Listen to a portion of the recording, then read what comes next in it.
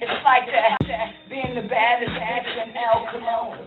And sometimes, just because you're the baddest bitch in the El Cologne, you might just want to masturbate to the aftermath. I do a cool tackle that's why I don't leave I'm all El Cologne. A minha filha show El Cologne. Why cool I show Isu CD. And new Farugan show El Cologne. Why El Cologne Isu Farugan show me. Ania Wahid Ma El Cologne. Why El Cologne Isu Wahid Ma me.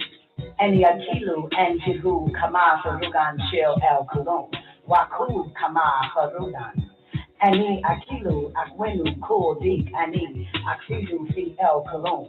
Kama Kafiza, Izu, Fia, Amadu, Fi, El, Cologne. Ania Tabaha, Wahud, El, Cologne, Izu, Ania. El, Cologne, Yakilu, Ani Akilu. El, Cologne, Yatnalu, Ani, Adnalu.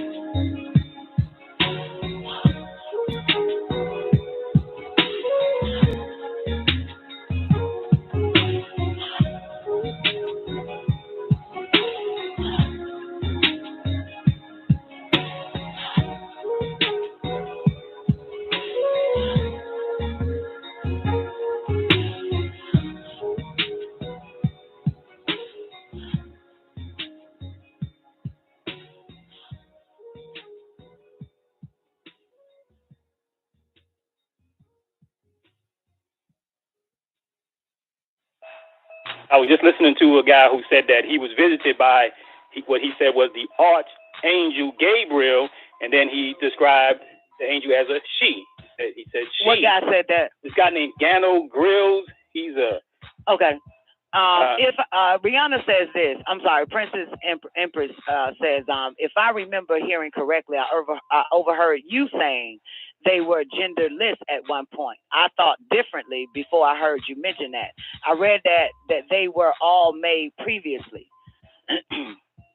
Yeah, but on the realm of Malachite, that's on this side, honey. You know what I'm saying? Malachite, yeah, they're all, but it just goes to show that they are male and female on the plane of Malachite. You know what I'm saying? On them planes, they are male and female. Prior to hydrogen and all of that, and all the different planes, such as the material plane, the plane of force, the spiritual plane, and the plane of Malachite, and all the other 7 planes, the doorway to hell, before that is when you get to ether. Etherians, there are no gender, but when they get to this side, right, from ether, when they get to this side, they take on an atomic mass, in a matter form.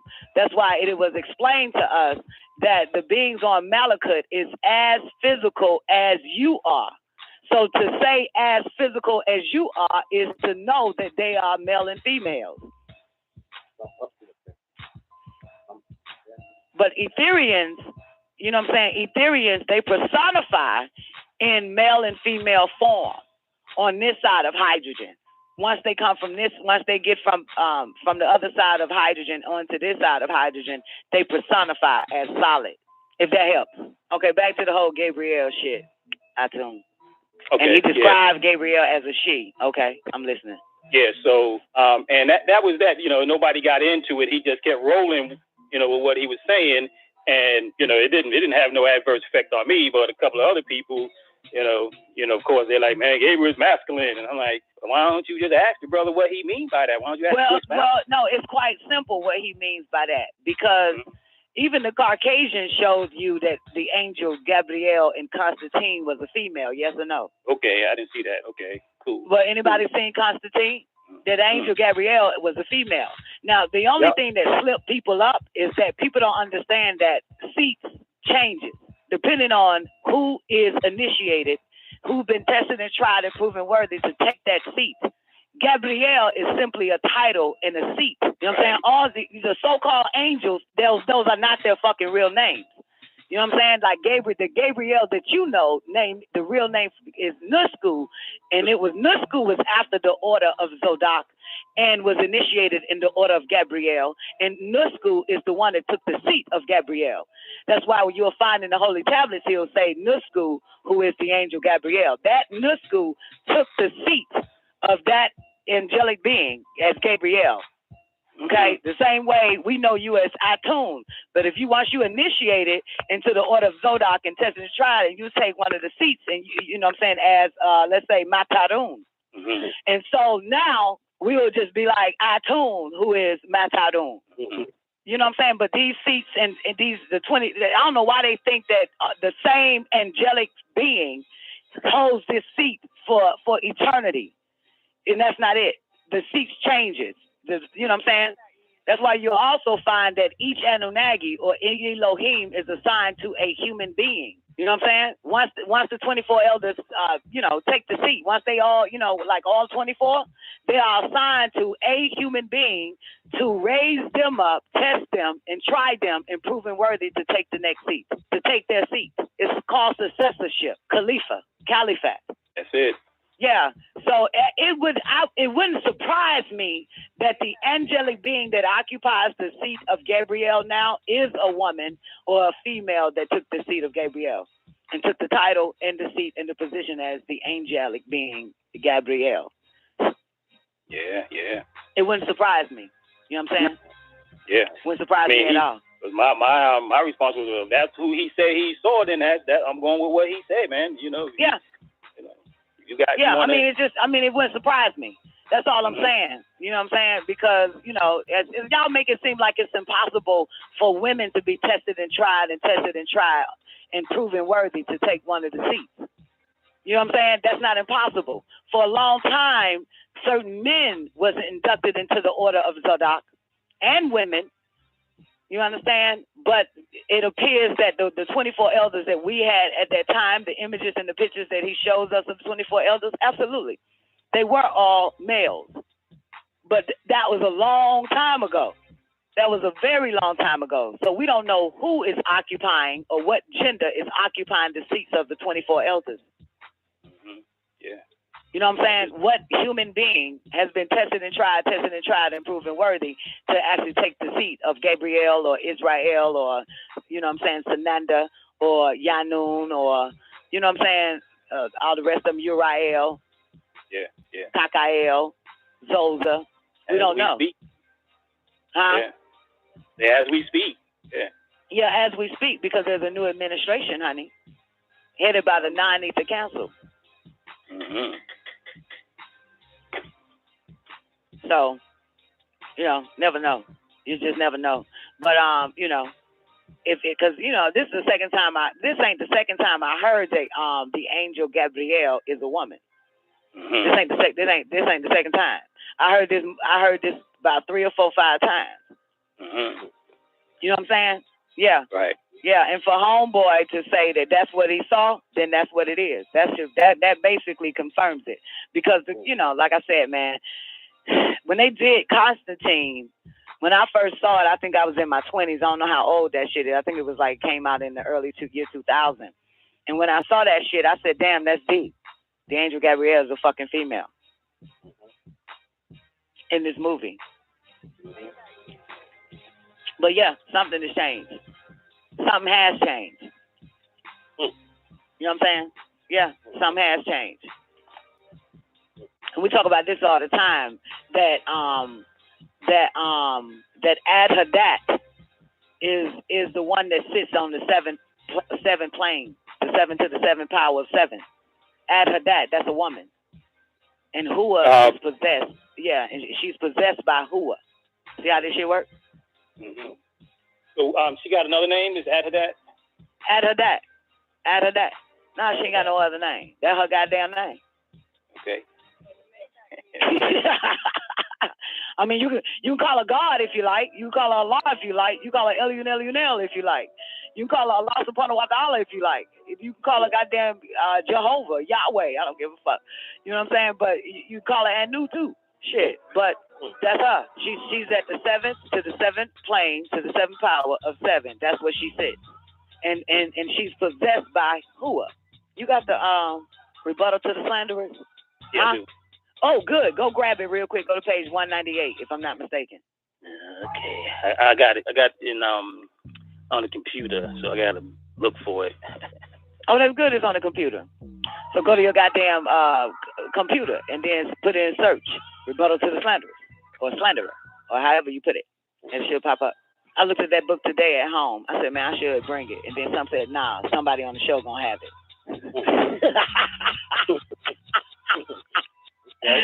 And you'll hear that shit. You got it, Balat? God damn it. Please call in Alat. Please. Thank you. God damn, they said somebody on the show got that shit. Adat. I mean, I'm calling her Adat. You Adat too, Balat. Balat is Adat. Adat is Balat. She stepped on the mat. Said, I am Adat. In the hat. Balat, call in for me real quick, baby. Let's get this shit popping. That right, shout it. I'm gonna do this shit once and for all for you motherfuckers, okay? That's why I said it wouldn't surprise me. And remember now the interesting thing is though, iTunes, Dr. York said the first man that put the woman in position would be in power. Think about that. Do you remember him saying that shit? No. The first man to put the woman in position, to put the woman in power, will inherit power. Hey, Don, Happy New Year. Happy New Year to you too, sweetheart. It's good to hear your voice. Yeah, same year, same year. All right, I got it. So wait. With that being said, y'all know the crackers are snatching up all goddamn black women, as many black women as they can, so they can inherit power. Y'all peep that shit? They snatching up these bitches. Yeah, he said the first man. He didn't say you niggas. He didn't say the first Nubian man, the first black man, the first whatever. He said the first man to do that shit will inherit more power. To put the woman in power, he will inherit more power. You notice that the crackers are snatching up black bitches. Thus, Howard Stern is coming for me. Come on in, Black 198. Give me a mic check, and I'm gonna take that motherfucker by the hand. I swear to God. I swear to white God. I'm gonna take, cause I know that nigga. He already know that bitch right here. This hoe right here. This is the one right here. Thus, he can go into the etheric plane and enjoy the rest of his life. Okay, page 198. It starts off with the Nubian Creed, Allah is in man. Is that it? Okay, yes, let's start there. Yeah, that's fine. Okay. I think that's it. Because it's a paragraph right underneath it. Where do you see the paragraph underneath all that? And it says, Adat. Are you on the left page? The left side is 198 on the left side?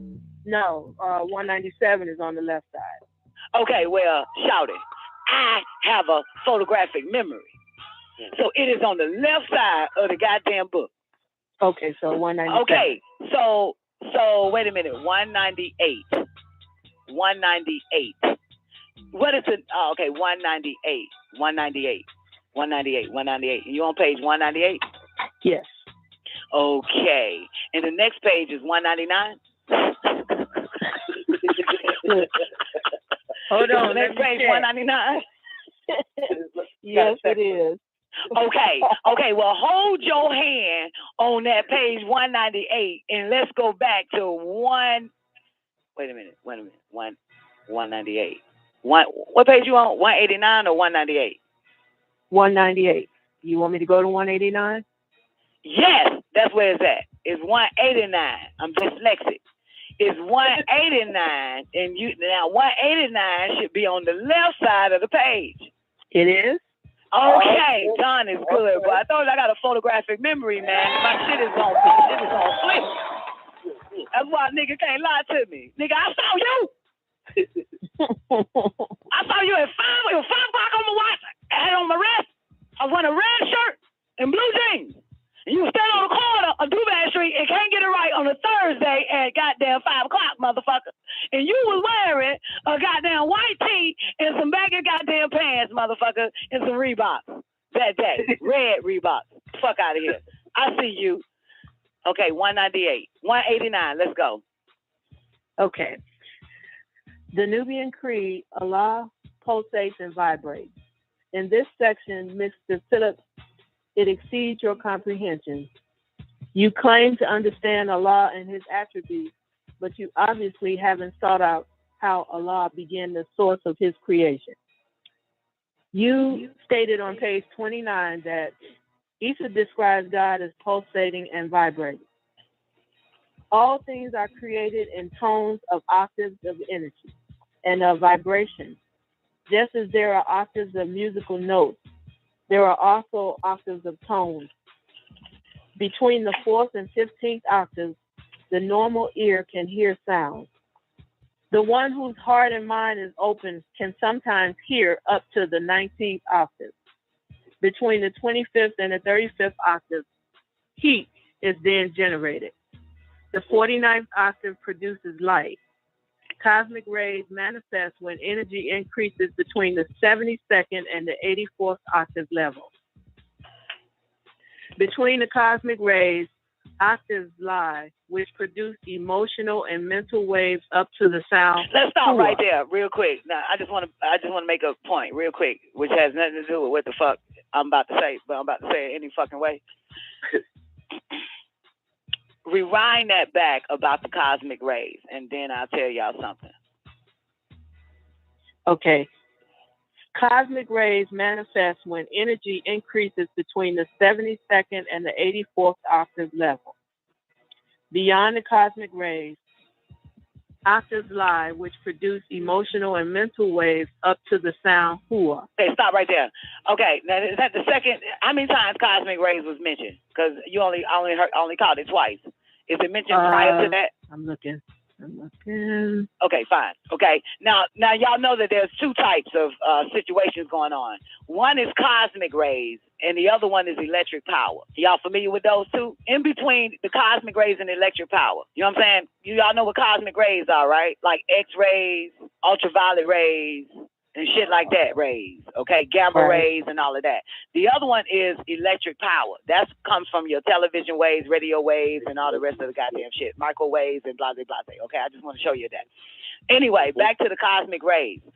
Now, it is said earlier this week or last week that the extraterrestrials that live in the center of the earth, an article came out too, follow me closely, said that the aliens or the extraterrestrials are able to live off of the cosmic rays, live and survive off of it now, okay?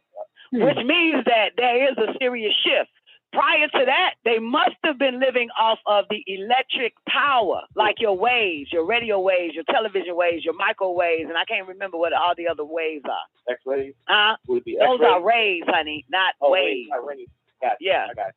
Okay, but cosmic rays are all that: ultraviolet rays, gamma rays, X-rays, and goddamn, I think infrared or some old shit, infrared rays or some old goddamn shit like that. So now they're able to live off of straight cosmic rays.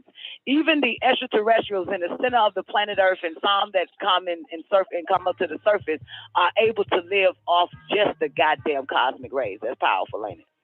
Mm-hmm. Very. Wow. And the article said they can survive off of that shit. And now that's interesting because they're telling you motherfuckers that you won't be able to survive with the ultraviolet rays. But because of the electromagnetic grid and the electromagnetic field that's going on, and with the electron, proton, electron that your cells are transforming into, you are able to live off of ultraviolet rays, all the cosmic rays. Okay. Anyway, let's get to Hua. Go back to that last statement about Hua and the cosmic rays. Listen closely now. Beyond the cosmic rays, octaves lie which produce emotional and mental waves up to the sound Hua. This is the pure green light of energy, the source, which represents the names of Allah and coincides with the 99 elements. Your Arabic word for cosmos is exist, and it has in parentheses be. All things are created in tones and octaves of energy and vibration from the source Hua, as I said before. And unless one mentions the name of Allah with his tongue and his heart, he will not be given the light and nur, which enters the heart and then is absorbed and dispersed to the rest of the body. And nur is the manifestation of the essence of Allah, which is called Ad.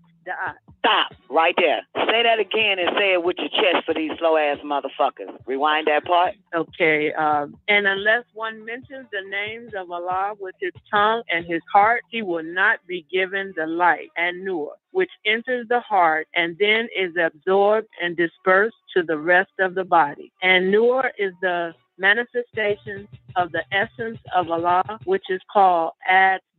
A-A-T. Okay, it's the manifestation of what? What is Adadat? The manifestation of what, Balat? The essence of Allah. The essence of Allah. Stop right there. Now, the essence, which means would be in Allah, right? That which is in Allah, right? That which is in Allah is Ad-Adat, right? Right. Okay. Or the essence is basically, we can say the genetic makeup of Allah is Ad-Adat. Now, my question is, what is Ad-Adat? Keep reading. Or who is Ad-Adat? Keep reading. Watch this. This essence signifies that he is what he is. Ad-Adat are the things which are feminine, whatever they be, that had existed from eternity. Stop right there. What the fuck is it again? Ad-Adat are the things which are feminine, whatever they be, that had existed from eternity. Now stop. Now, there is a thing called pre-creation. Anything that's pre-creation has already existed. You understand? That which already exists, and that is Ad-Hadat. And what is Ad-Hadat again? The feminine what? All things which are feminine, whatever they be, that had existed from eternity. Coon, Kawoon. Let's go. Tell me more about this feminine chick. Ad-Hadat is possessed by the who. Stop. She's possessed by who? The who. D-H-U-W, which is masculine. She's possessed by what? Spell it. D-H-U-W, the who, which is masculine. Possessed by duh. And who is duh? He gonna tell your ass in a minute. Duh is hua, which is he. Hua is the presentation in the spirit from which comes the soul. Stop. Stop. Break it down. Hammer time. Stop. Bring it back. Bring it back. Go back to Adat again. Get it in your head. Adat is possessed by Ju, which is masculine. Which is masculine. Ju is Hua, which is he. Hua is the presentation in the spirit from which comes the soul. This is the spirit with personality or I. I'm. Hua, I'm. Okay. I'm sorry, go ahead. Hua is which is he, and which is and. Together, they mean he and whatever else. And whatever else. That mouth, he and whatever else, duh, or hua, is possessing Adat. Okay, let's go back to the Allah. Let's take it slow again. Balat on the Adat. Take it back to Allah, though. This is very important. Okay. Take it back to the Allah part about that Allah shit. Okay, gotcha. Yeah, let's rewind it one more time. Let's get it in our heads, you worshipers. All things are created in tones and octaves of energy and vibration from the source Hua, as I said before. And unless one mentions the names of Allah with his tongue and his heart, he will not be given the light and nur, which enters the heart. Wait a minute. Talk about this man mentioning something about the light or Allah and something about his heart. Rewind that part back. Okay, you want me to go back to the top with Philip's question? No, I want you to go back to the man mentioning Allah with his tongue and his heart. Okay. Gotcha. Okay. And unless one mentions the names of Allah with his tongue and his heart, he will not be given the light and nur. What does that mean? What is he saying there? That you just can't say the words. You have to feel them. They have to come from your heart. Right. So rewind it back to that sentence right before that part of the tongue and the heart and all of that. Okay. All things are created in tones and octaves of energy and vibration from the source Hua, as I said before. And unless one mentions the names of Allah with his tongue and his heart, he will not be given the light and nur, which enters the heart and then is absorbed and dispersed to the rest of the body. And nur is the manifestation of the essence of Allah, which is called Adat. Essence signifies that he is what he is. Adat are the things which are feminine, whatever they be, that had existed from eternity. Adat is possessed by Du, which is masculine. Du is Hua, which is he. Hua is the presentation in the spirit from which comes the soul. This is the spirit with personality or I. Hua is, which is he, and which is and. Together, they mean he and whatever else. This is called Kutbayat, also known as the Ayin principle. The Ayin principle. The eye of the heart is the Kut, the axis, which is symbolic of two hearts. Okay. Where do we go from here? You want to keep going? But I had a question. Go ahead. What's your question? Adat is possessed by Du, Hua, which is masculine. Du is Hua, which is he. Hua is the presentation in the spirit from which comes the soul. Okay, I'm not grasping that right now. Maybe it'll take a minute. Okay, well, first, let's go back then. Let's go back to when he first explains to Bilal Phillips about the vibration of Allah and the pulsation of Allah in order to get it. Okay. So he said, the Bilal said, Issa describes God as pulsating and vibrating. All things are created in tones of octaves of energy and of vibration. Just as there are octaves of musical notes, there are also octaves of tones. Between the 4th and 15th octaves, the normal ear can hear sound. The one whose heart and mind is open can sometimes hear up to the 19th octave. Between the 19th octave, you know what that means, right? Whose ears and hearts are open. You know the 19th octave, right? In other words, most people can only hear what the fuck is right in their ear. Ear, right. Like right in there. They can't hear distance. Okay. You know what I'm saying? They can probably hear outside. You know what I'm saying? If they in the house, okay? But they can't hear the traffic 2 miles from the house. They can't hear horn blow. See, we can hear that dog barking right now, right? But that dog is probably either in goddamn Milledgeville, Georgia, or goddamn what that the crazy nigga name, Antichrist in Philadelphia. So we just heard that dog barking. That would be considered like distance in octaves from 19 or on into 72 to 84 octaves, like far. Like sometimes you can hear far. Right. And sometimes you can't. Like, and I explain this. There are times where you hear a song in your head. You think it's in your head. No, somebody is playing that song because sound travels. And that person has been playing that song in another state, and you can hear it. And all of a sudden, you got that song in your head. It came out of nowhere. Mm-hmm. You know what I'm saying? Songs just don't pop up like that. Sound travels. Okay, got it. Okay, that's your 87 and 72. Okay, where we at that? 18th octave? Let's go. Okay, between the 25th and the 35th octaves, heat is then generated. The 49th octave produces light. Cosmic rays manifest when energy increases between the 72nd and the 84th level. Okay, what octave produce light? At what number again? This is very important because we're about to get into the Noor. Okay, cosmic rays manifest with No, energy. no, that's not what I asked. What octave produce light? Oh, I'm sorry. The 49th octave. The 49th produces light. octave, because at one point it produced heat, and then on to the 49th octave, it starts to produce light, right? Right, yeah. Okay, now at the 49th octave, what happens? Cosmic rays manifest. There we go. When, okay. Now you into cosmic rays. Okay.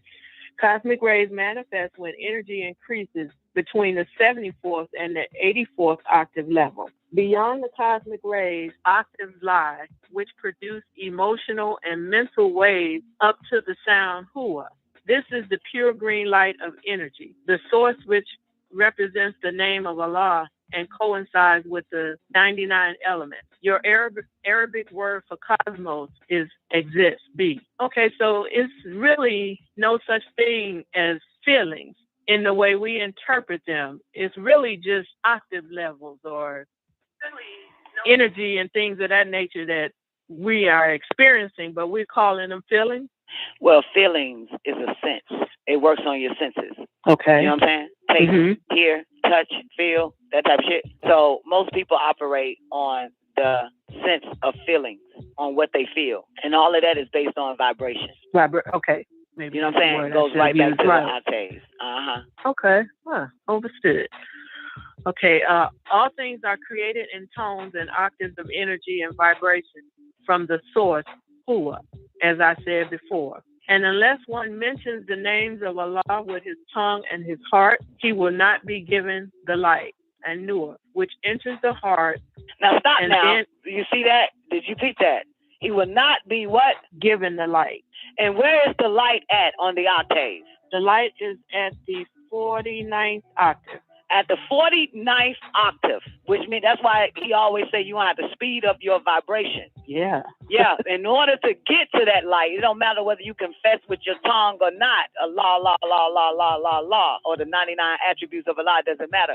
But you will have to speed up to that vibration to even get to the 49th octave where you can receive the light. That means you will have to heat up first. You got to heat up. Yeah, you got to heat up. Let's go. Okay, let's go back to the part. Unless the man, blah, blah, blah, he will not receive the light. Okay. And unless one mentions the names of Allah with his tongue and his heart, he will not be given the light. And it doesn't matter because where he vibrates at, where his tones and vibration are based upon octaves levels. So it doesn't matter what the fuck a motherfucker say. If his tones is not reaching the octave of 49th and his vibratory level is not vibrating at the 49th, he still won't receive the light. Okay. He can't get to the electric power, to the cosmic rays side. That's where the cosmic rays kick in at. Right. Right? At what level does the cosmic rays kick in at on the octave? They manifest between the 72nd and the 84th octave level. Right. And the nigga got to get to the 49th first. Just to get the light. Yep. Just to get the light and then to travel on to the next octave of the what? The 84th? For the cosmic rays, between the 72nd and the 84th octave level. Yes. And absolutely. And what else? Okay. Go back to the nigga can't get that light. Okay. And unless one mentions the names of Allah with his tongue and his heart, he will not be given the light and nur, which enters the heart and then is absorbed and dispersed to the rest of the body. You see that? Because that light is electrifying. So it starts to change the body and the heart, change the cells, all the way down to the cellular level. That light will come in and change its whole composition, transform them into a whole light being. You ain't got no choice but to be transformed at that point, motherfucker. If you can reach the 49th octave, what's next? Wow. Okay. And Nur is the manifestation of the essence of Allah, which is called Adat. The essence of Allah, which is called Adat. That's strong, ain't it? Yes.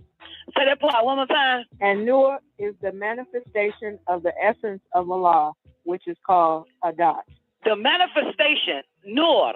Is that what he's saying? Nur. Yes. The light. And Nur. Yes. Yeah, the light. Or this light.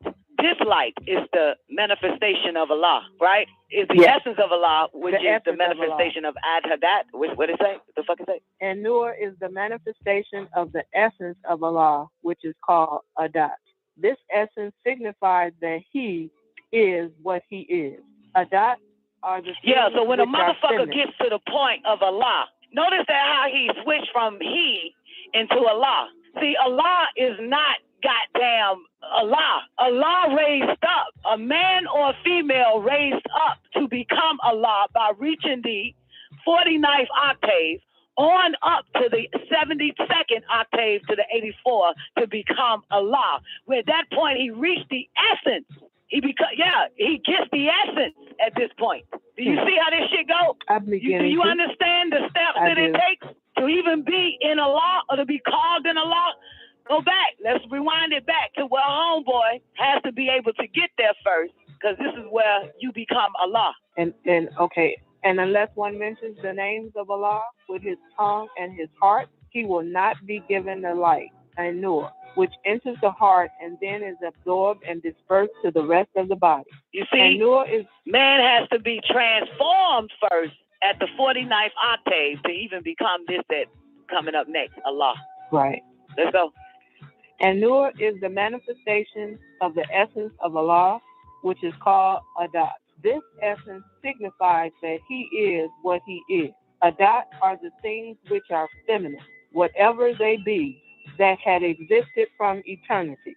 Adat is possessed by Du, which is masculine. Du is Hua, which is he. Hua is the presentation in the spirit from which comes the soul. This is the spirit and personality, or I. Hua is which is he and which is and. Together they mean he and whatever else. And whatever else. This is called... And once you get to the 84th, or 72 on to the 84th or whatever around that, you become Allah. And at that point, the essence, the light is the manifestation of the essence of Allah. And that essence is Ad-Hadat. Yeah. You see? I get it.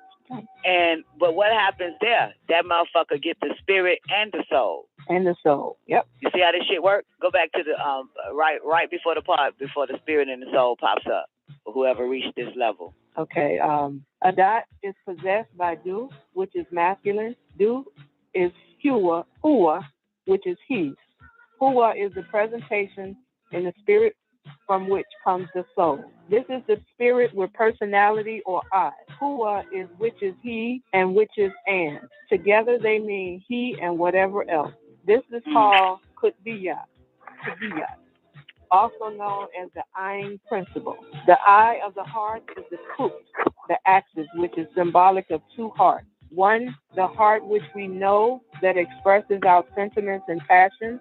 Two, the inner heart, which is by far greater. It is an inverted heart that points back to Allah. Between it and the physical heart swings the pendulum of existence, surrounded by the 99 elements and the 99 names of Allah. El-Kut represents the chain reaction from the spark, which started the process of the spirit changing to the soul. That's how you become a living soul and not just a living spirit. Once you get there. Rewind that part right back again about the equip. El-Kut represents the chain reaction from the spark, which started the process of the spirit changing to the soul. This was and is the life, which becomes the link of the etheric tie. Thus, El-Kut represents the umbilical cord to he.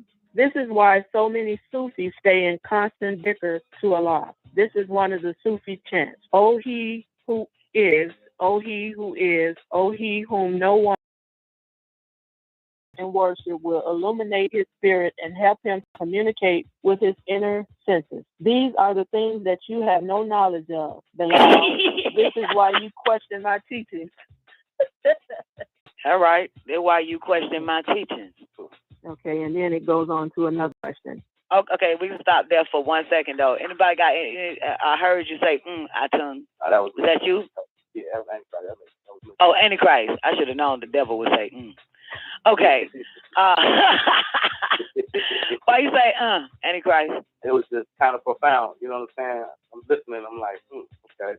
I'm at the same time I'm trying to understand what you know what I'm saying what that meant. So I'm just analyzing it. Right, absolutely. Okay, so you're trying to make sense of it or understand it. That's why I like to go over it over again. Basically, we are not supposed to stay the same. When people say whatever you do don't change, you are supposed to change.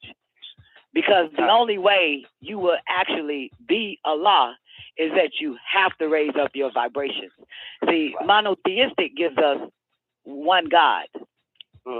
Monotheistic religions is one God, right? But there are many Allahs, because we know that God is a plural word, more than one. So in order to raise your vibration, you can tell that the Sufis, as he mentioned, don't want to goddamn be a man in the order of Sufi they whole fucking life. They want to raise up to the 49th octave and receive the goddamn light, to move on to the 72nd octave to the 84 to become Allah. Remember, the saying is no man is greater than Allah. I'm with you. Okay, I'm feeling that. So you ain't nothing until you become Allah. That's right. I'm feeling that. You ain't shit. You then at that point inherit the 99 elements or the 99 names of Allah plus one. Absolutely.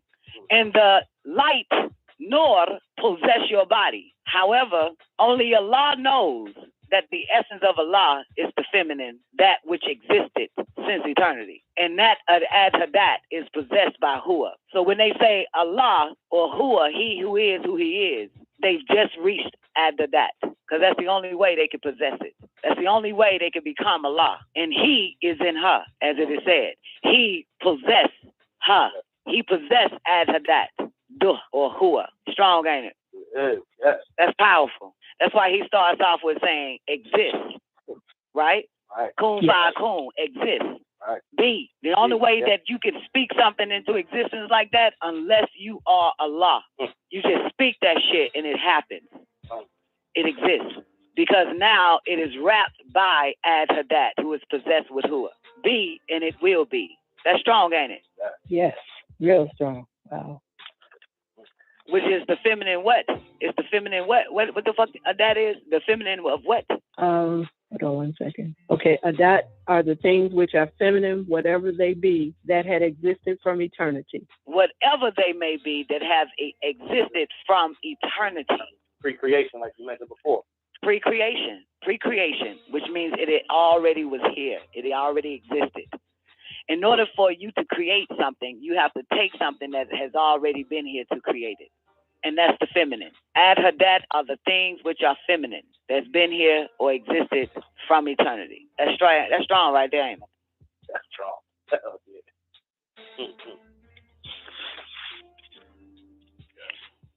How did we end up getting on this? Oh, I know how we got on this topic. Because like I said, it wouldn't surprise me that the 24 elders, be it all 24 or be it 6 of them or be it 1 of them, would take the seat as a female. Right. It wouldn't surprise me. Right. You know what I'm saying? Because I understand the initiation process. Because everybody is tested and tried and tested and tried it. Now let me explain why I say everybody. Because the 24 elders does not stand on one foot. Right. They ain't using one side of their fucking brain. Like, let me goddamn initiate nothing other than men. They ain't fucking stupid. You understand? They ain't about my brother's keepers. They gotta make sure they cover all sides, all angles, if they are angels. They don't just they don't just use one hand, they use both hands.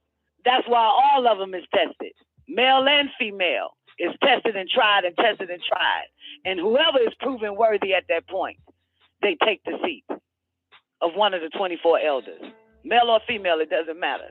But you can tell during that day and time where the 24 elders are shown, like in the tablets, you could tell that, yeah, them bitches was tested too, but they didn't pass the test. You know what I'm saying? Adafa passed it. Hello? Who is Enoch? Became Matarun. Nusku passed it, which is a male, and became Gabriel. Okay? They cheat a little bit, I can't lie. They cheat a little bit. The 24 elders. They cheat. They go and seed women here and hope that their child on earth takes the seat so they can have a successor like that. They cheat a little bit. They go into mortal women. They do that, and they bet. They put all their money on them than some mortal man and some mortal woman having sex and giving birth to a child. But they still don't lean on the left side, neither the right. They stay in the center and still test that child, whether they got their blood in it or not, right? Because there are some people on this planet that may not come from a royal bloodline that end up inheriting the royalty or the inheritance of a royal family. They end up getting it, like the servant in the vineyard. Remember that? Right. They're made equal to the sons of the king or the Adonai, the servant itself. Powerful, ain't it? Very, very. But wow. like I said, that shit wouldn't surprise me that it's a female Atun that everybody is saying that's coming to them in the form of the angelic being or the Anunnaki Gabriel. It wouldn't surprise me, darling. Yeah, because it said whatever they be. So it could be male or female, but it's still feminine, right? Well, whatever they may be could be whatever the fuck it is. But what I'm saying is that what made me get you to read that, and thank you again for being patient with me, but was based on the 24 elder seat, and one of them is Gabriel. Okay, gotcha. You know what I'm saying? And the brother, he said that a brother was speaking, said that the angel Gabriel came to him, and it was in the form of a woman. And we take it all the way back to Ad-Hadat. That's why I said it wouldn't surprise me. But prior to the images of the 24 elders, the images of the 24 elders that you see in the book, they are not the same 24 elders that exist right now. Gotcha. You know what I'm saying? But the name is still there, the seats of the 24 elders. Gabriel, Uriel, Kakael, Zoza, Imhotep, Sandalphon, Sansananda, as y'all know him by, Yanun, you know what I'm saying? All the rest of the little motherfuckers. You know what I'm saying? But those are just seats. That's why it's called the Order of Zadok, which is an order that man and females are initiated into, but only one make it to the seat. It kind of fuck you up if y'all ever saw Kingsman. Remember Kingsman? Remember the Kingsman in the Secret Service? How many of y'all got fucked up? I already knew that bitch was gonna be the fucking one. I already knew that fucking female was gonna be goddamn initiated in the Order of the Secret Service, the Kingsman. I said this bitch is gonna get that shit. I gotta see that one. I didn't. Yeah, and it was two. It was I think two or one other bitch in that motherfucker, 2 or 3 other bitches, but a whole bunch of niggas, males. But it was one bitch that was initiated, that was chosen, because she passed all the fucking tests. All the tests. Yep. I can see that one. She was tested and tried, proven fucking worthy, and they chose her ass. It makes sense to me.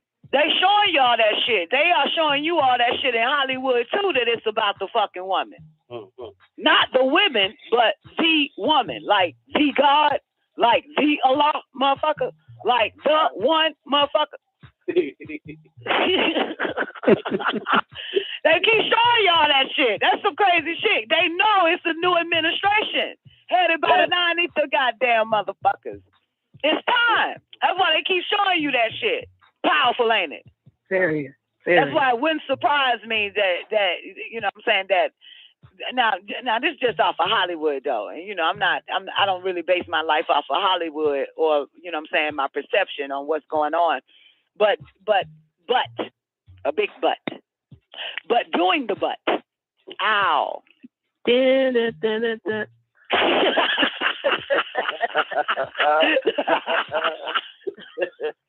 Ow.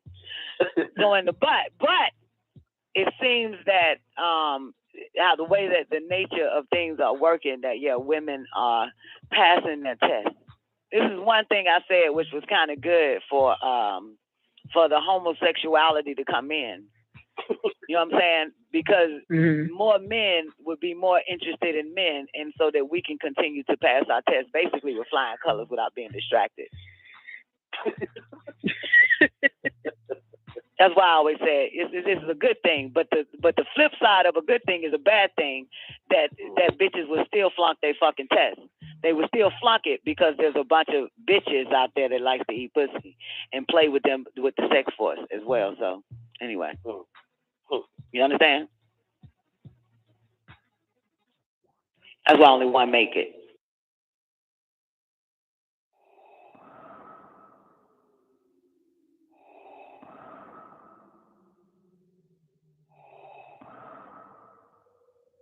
If you only knew the power of the dark side.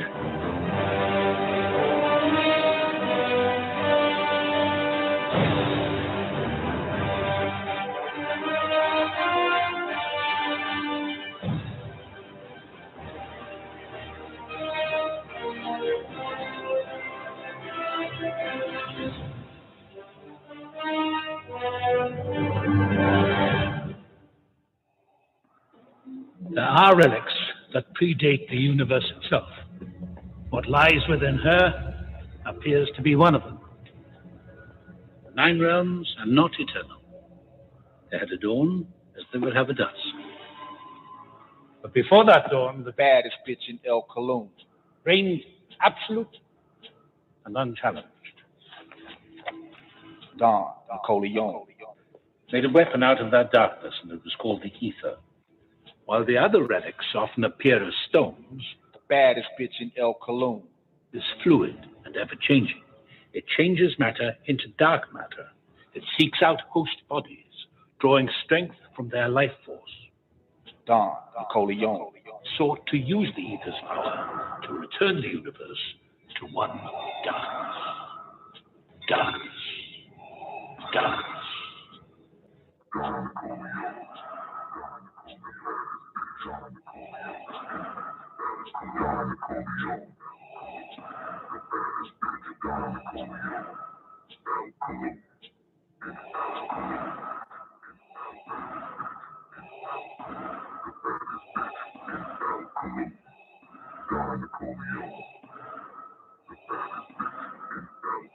You underestimate the power of the dark side.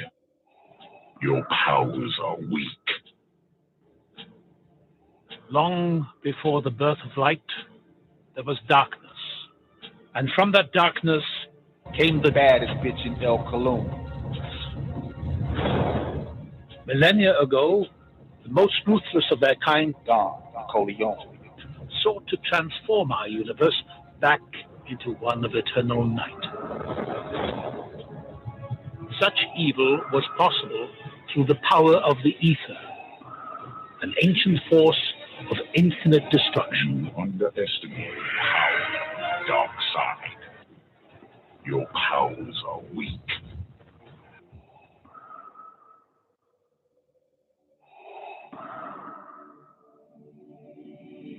It is your destiny.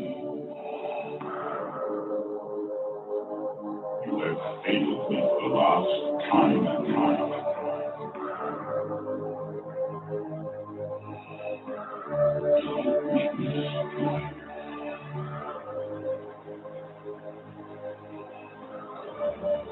You are not C.I.A. yet. Baddest bitch in El Cologne. Baddest bitch in El Cologne. Baddest bitch in El Cologne. Dawn, Nicoleone. Baddest bitch in El Cologne. Baddest bitch in El Cologne. Baddest bitch in El Cologne. Baddest bitch in El Cologne. Baddest bitch in El Cologne. Dawn, Nicoleone. Baddest bitch in El Cologne. Dawn, Nicoleone. The baddest bitch in El Cologne. Dawn, Nicoleone.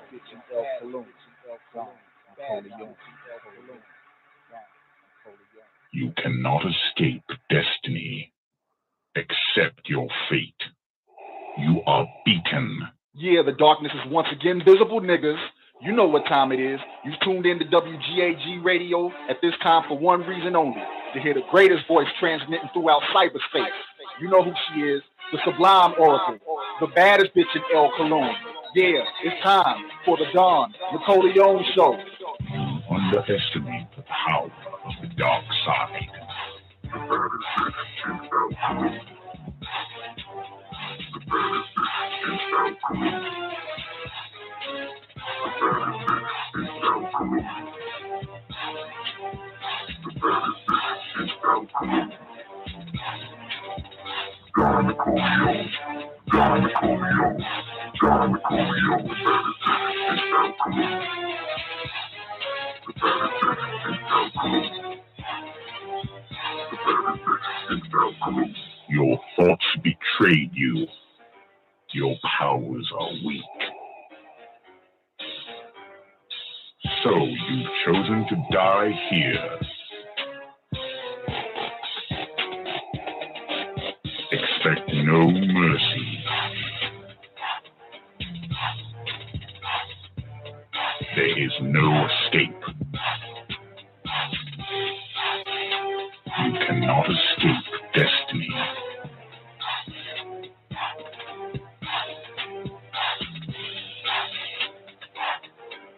Accept your fate.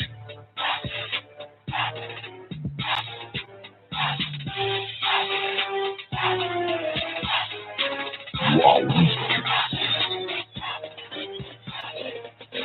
I will destroy you.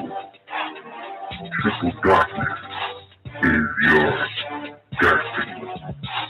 Do not fight your fate.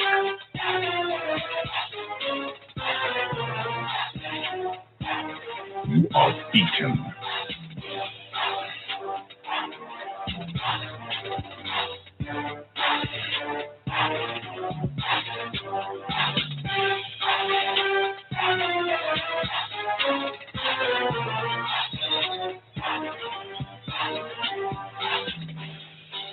You have wasted my time.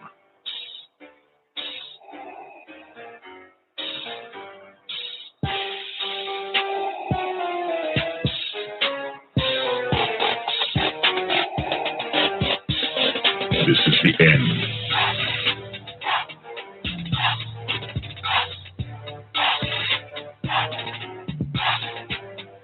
You have yet to master the way of the Force.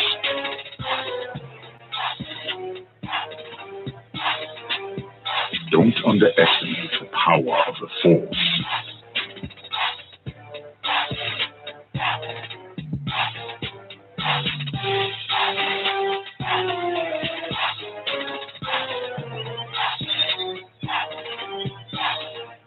Give yourself to the dark side.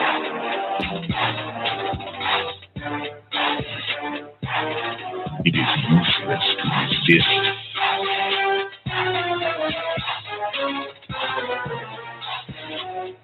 Do not resist.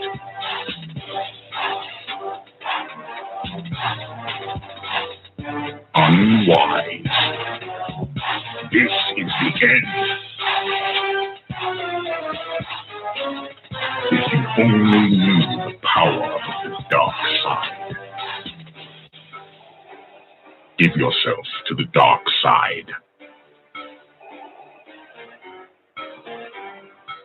If you only knew the power of the dark side. Give yourself to the dark side.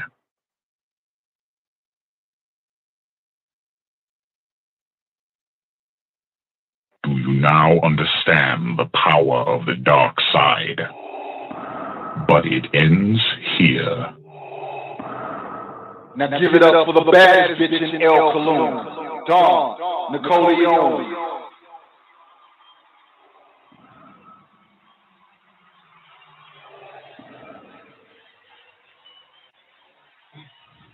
You know, it's like that, being the baddest bitch in El Cologne. And sometimes, just because you're the baddest bitch in the El Cologne, you might just want to masturbate to the aftermath. Adoro Chapulette Wabazon Diva Mol El Colon. Ania Fia Shuk Shell El Colon. Wakula Shuk Isu Fini.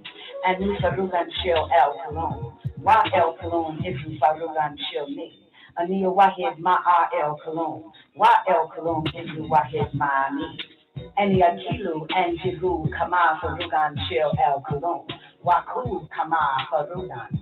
Ani Akilu, Akwenu, Ko, Dik, Ani, Akilu, Fi El Colon, Kama Hafiza, Isu Fia, Amadu, Fi El Colon, Ania Kabaha, Wahud, El Colon, Isu, Ania, El Colon, Yakilu, Ani Akilu, El Colon, Yatnalu, Ani, Adnalu.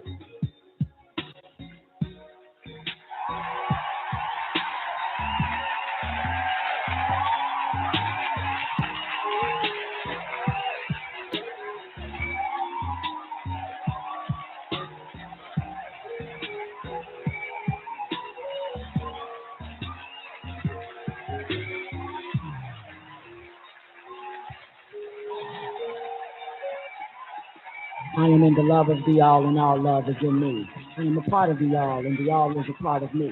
I am one with the all, and the all is one with me. I can succeed as a part of the all and fail as an individual. I can be all that I wish in the all, as long as my wish is to stay in the all. I'm never alone. The all is, I am. The all can, I can. The all does, I do.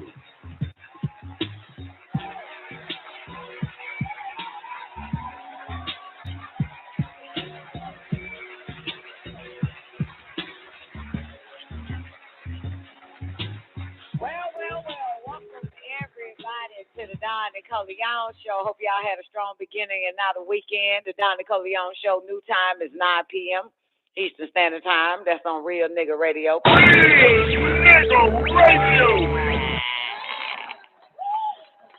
great day to all the callers on the call line. Hope all is well with y'all. Drop the link over there for anybody that needs it. It's blogtalkradio.com/WGAG-radio. That'll also get you into the call line, to the call queue. Just click on the direct connect button. For the callers who wants to call in using their phone, is 515-605-9828 or 425-569-5274. Gotta show some love to everybody over there in the after party. That's our 24-hour voice-activated chat room. It's on powtalk.com. Just install it or download it and type in the search Don Nicoleone, the after party. You'll find us there, baby, 24 hours a day. Great day, She-Doc in the building. What up, She-Doc mechanic, Baruch L. Great day, Bar. Hope all is well with you. One time for Miss Hudson. Great day, Miss Hudson. Hope all is well with you, baby. Did you get your walk in? Yay, nay? Did you stretch? Make sure you stretch, baby. Great shadow, sir, Bar. You know, sir means ass, right, Miss Hudson? I just want to tell you that. Yeah, you only say that to a white person, okay? You stir the hell out that cracker, okay? But sir means ass. Great day, Mush Mouse. What up, baby? Hope all is well with Mush. Great day, Nefertiti surviving the game. Special shout out to Sister Zena 2 times. And 1 time for my girl, Sweet Oshun, man. What up, y'all? How y'all doing? Great day to everybody over there on YouTube, man. That's Lockdown Radio again. That's one word. Subscribe, hit the bell button, click all. You'll be notified when we go live. Don't forget to comment, though, at the show. You feel me, on the show page or show that you listen to right now. Just comment. It ain't going to hurt. But special shout out to Essential X More. What up, babe? Yep, I've been waiting. First one in the basement, we're in the bottom of the basement. But great day to you, man. Special shout out to my man, L. God. What's good with you, baby? Gotta show some love to Quincy Thomas, Taekwondo, Young Juvie in the building. Great day, baby. Boss lady, Young Black and ambitious. What up, boo? Special shout out to my nigga, IB that I am. Great day, IB. Hope all is well with everybody, man. Oh, shit, what do I have for y'all? Well, we're going to get into what, I know Smoke No More. I don't see him right now, though. But I'm going to go ahead and give y'all the New Phoenix program, which I named the show about 5-6 times, but never got into the New Phoenix program because, you know, for those who don't know, though, but the New Phoenix program is written by Marshall Thomas. And it gives you the history of the U.S. government, human experimentation like eugenics, the human radiation studies, which is still happening. You also have the testimony of the Elmer Allen testimony, the granddaughter of Elmer Allen. And I know y'all like, who the fuck is that? Also, Agent Orange. This is a lot that everybody know, but hey, because y'all know everything. 3 is Cold War. It deals with Doolittle, the McCarthyism, Operation Paperclip, Reinhardt, Gillum, Operation Mockingbird, Operation Northwoods. And then you have MK Ultra in the 1950s. We actually did the best that we could on those CIA declassified. And that deals with the brainwashing of USSR, China, and the United States. You got the Hams, you got the Godalev, Alan Dulles, that was the director of the CIA during that time. Esther Brooks, Cameron. Then you have the MK Ultra of the 1960s and 70s, which is still happening right now. You got the Hems, the Aldrich, the Pandora, the Delgado, the Jolly West. Then you also have MK Ultra victims' testimony from Valerie Wolf, Claudia Mullen, Chris D. Cola. You got programming levels, and you also have non-lethal weapons that exist, the Greenham Common, the DOD and the DOJ, Iraq. This shit keeps going. You got the Coats, you got the Aquino, you got the Moon, you got the FMSF, you got remote viewing, you got Trojan Horse, you got COINTELPRO, you got the CIA blowback, Golden Triangle, Ed Wilson, Catherine Griggs, Guatemala organ donors. Then you got the Director of Energy and Weapons, USSR, the Woodpecker. You got Directed Energy Weapons Scientists. You got the SDI, the HAARP, HAARP. Got Doggett. You got the Military Doctrine, the Mind War, the Ivory. You got the patents, the spin-offs, the implants, the ADS, the milliwave radar. You got the CIA corporate proprietaries. You got the SAIC, the Hadron, the DENCORP. You got the goddamn law. You got the garage. You got the John Glenn. You got the Akawi. You got the Milligram. You got the Street Theater. You got the T.I. Experience, the Weed and Seed that is interesting. And the end game, Charlotte, I'm going to give it all to you, my nigga. You feel me? That shit sound interesting like a motherfucker right now, don't it? Like, that shit sound a little bit interesting, don't it? Shit, what up, Twank, Star Devil Law? Great day to the L's and Twank. Great day, Don Nicole. That shit sound interesting than a motherfucker, don't it? This shit is. What the fuck? God damn. And that's interesting to weed to see because I want to know what they talking about because when I moved to Macon in I forgot what ward it was I was in, but it was Pleasant Hill. They had the weed to seed. All the officers was put in place. Every precinct in the Black community had the weed to seed program. So I wonder if this is what the weed to seed is. Uh-huh. Yep.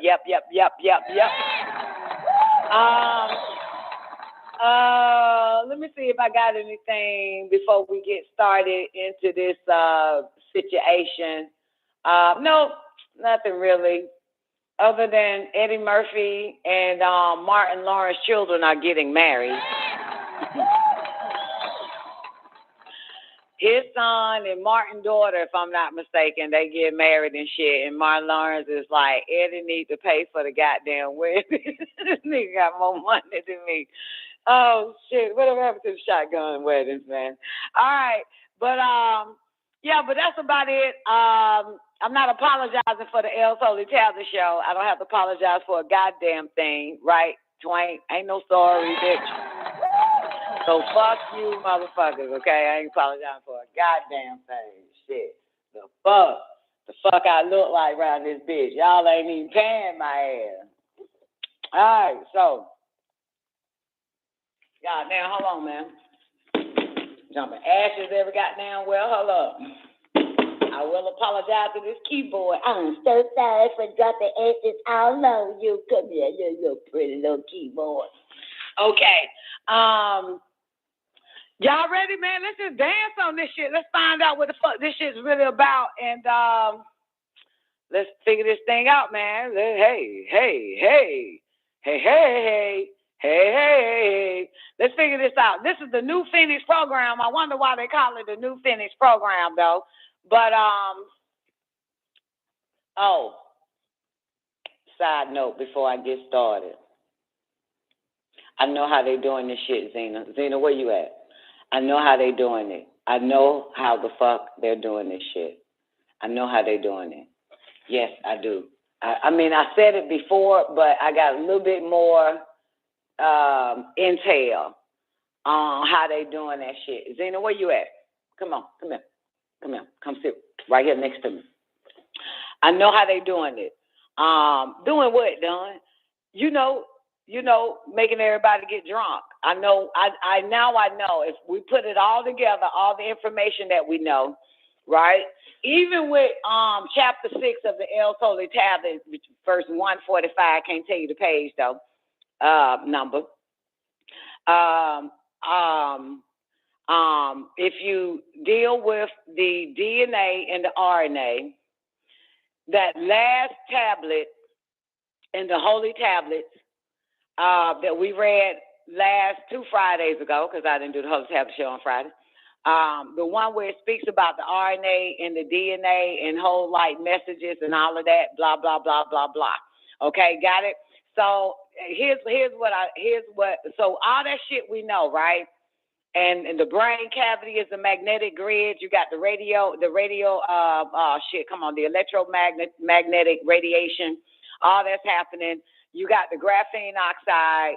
You got also, I'm going to minus the critters that you gave me earlier, but that's important too. But you know, talking about Zena, the critters. Remember the critters? The last show, Thursday show, the critters. I'm going to minus that for a minute. I throw that in probably next week or two, depending on how that shit it really works out. But okay. So you're dealing with so listen. All right, in the nutshell, I'm just gonna sum it up like this, right? You got two sides, right? You got two sides, right? You remember? Everybody know the two sides, right? The two sides. They both Illuminatis, but you got two sides. Got it? Everybody clear? Well, the Illuminati of the emerald is only needs 144. The Illuminati of the red needs as many as they can get that can outnumber, not just outnumber the 144, but to dominate, basically to dominate in a sense, right? And don't forget, this is about messages. You know what I'm saying? You understand? So they've already perfected mind control, right? And hypnotism, right? And they perfected being able to hack into the brain, not prior to creating this this drink that could, you know, activate the messages in these people, right? So basically, come on, Don. They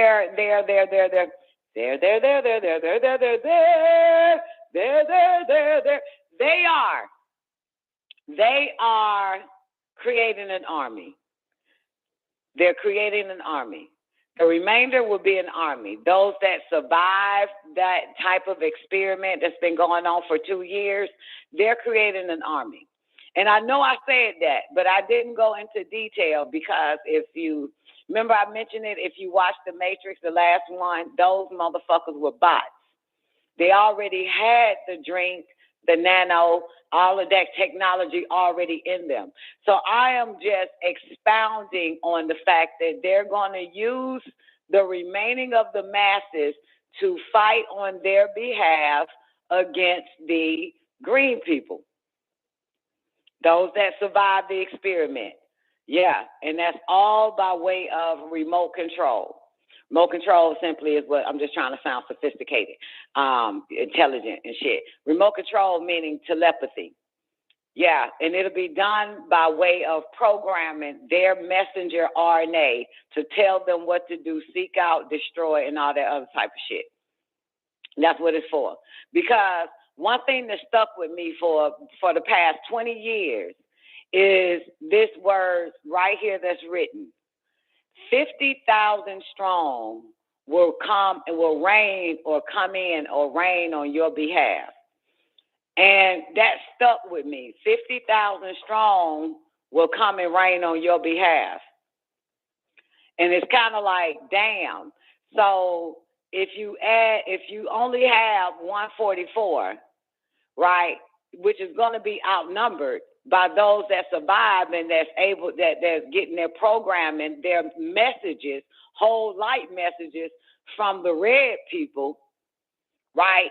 That means that the 144 gonna need some goddamn help if 50,000 is gonna come down on their behalf this is a fucking war at the end of the goddamn day. This is a war, and it's fucked up that the majority of people unconsciously have chose a side that they have no idea that they're working for and who they're working against. That's all. That's, you know what I'm saying, that type of shit there. Yeah, but that's it. I'm not going any further with that. But yeah, that would stay with me like, God damn, this shit here. Yeah, they using them as war machines. You know what I'm saying? And they gonna receive messages as well. You know what I'm saying? Because that was the point of the mRNA. You know what I'm saying? With the DNA. Yeah, they're gonna receive messages, and this shit here is about to be a all-out war. Now, the nurture. Great day, baby.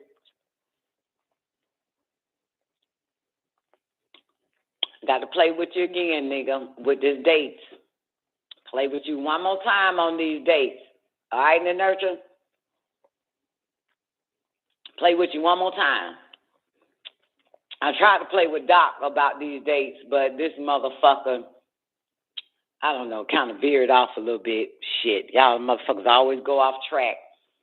But let me say this to you, Nanerta. Remember we was talking about the dates, the year? Well, I heard it's the New World Order one, if you check out the New World Order class. But the dude comes in and start asking him what year we're basically in. And they were basing it off of BC, before Christ, Mr. Cracker, but not sure when the baby was born or when the motherfucker died. Okay, AD is so-called after the death, they're not sure. So the guy said, so it's better to just deal with Adam's calendar. And he said, yes. Now, mind you, this is the year 1988, right, Nanerta? And he said, so Adam calendar will put us in 5088. Will make that 1988 will be the year 5988. That's it, 5988. Now, 5988, how many years before the year 6000? That should be simple for you motherfuckers. Come on, do the math. How many years will it be for the year 6000? Come on, let's go. All right, do it again, Brian. Do it again. You might be right. I forgot the math, but do it right. Okay, if the year is 1988 in the Gregorian calendar, which is the fucking completely off. However, that'll put you in the year 5988. So how many years for the year 6000? Okay, make it sound better. Make it sound a little bit easier. How many years before the year 2000 if it's 1988? I think it is 34. Shit, I did the math. I wrote it down and shit, but I ain't got it. I don't remember. Come on now, hurry up. All right, if it's 1988, according to Mr. White Man, whose time and dates are off, how many years to the year 2000? Come on. God damn, 1988 to the year 2000. 2000 minus 1988 will tell you how much. Okay. 1988 to the year 2000. Come on. Oh, shit. 12 years. Okay. So, are you right? You right, Miss Hudson? Okay, 12 years, right? All right, but the real year in 1988 is 5988. So the year 2000 is 6,000 years. 5988. You got 12, add 12, that's 6,000. That is the year the devil rule is up. And 6,000, given 6,000 years to fucking rule. This is based on Adam's calendar, right? That's your year 6,000. So we in 6,220. No, we in 6,022. This the year we're in. 6,022. Now here is the wildest shit ever. Now this is the only time I heard Doc today because I didn't want to entertain that nigga last night. All right.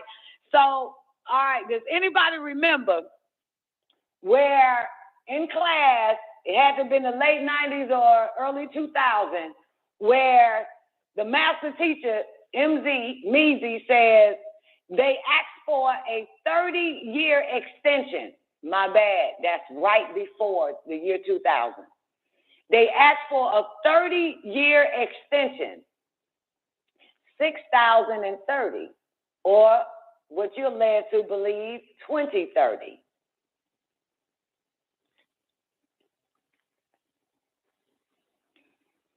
Yep. Good question, X-Black. You asked that question before I mentioned that shit.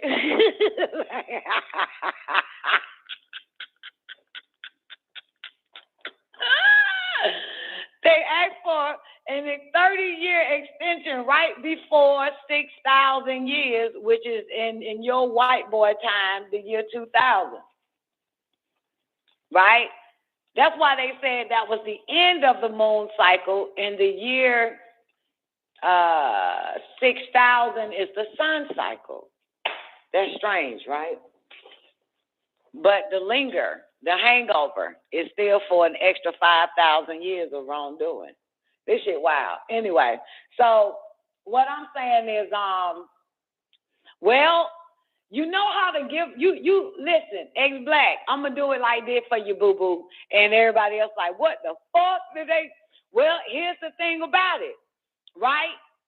I could probably only explain it to females that's listening. You brothers wouldn't get it. You a little, you know what, stupid. So let me give the answer to the sisters. Why is the devil getting extra time? Well, only a female could get this. So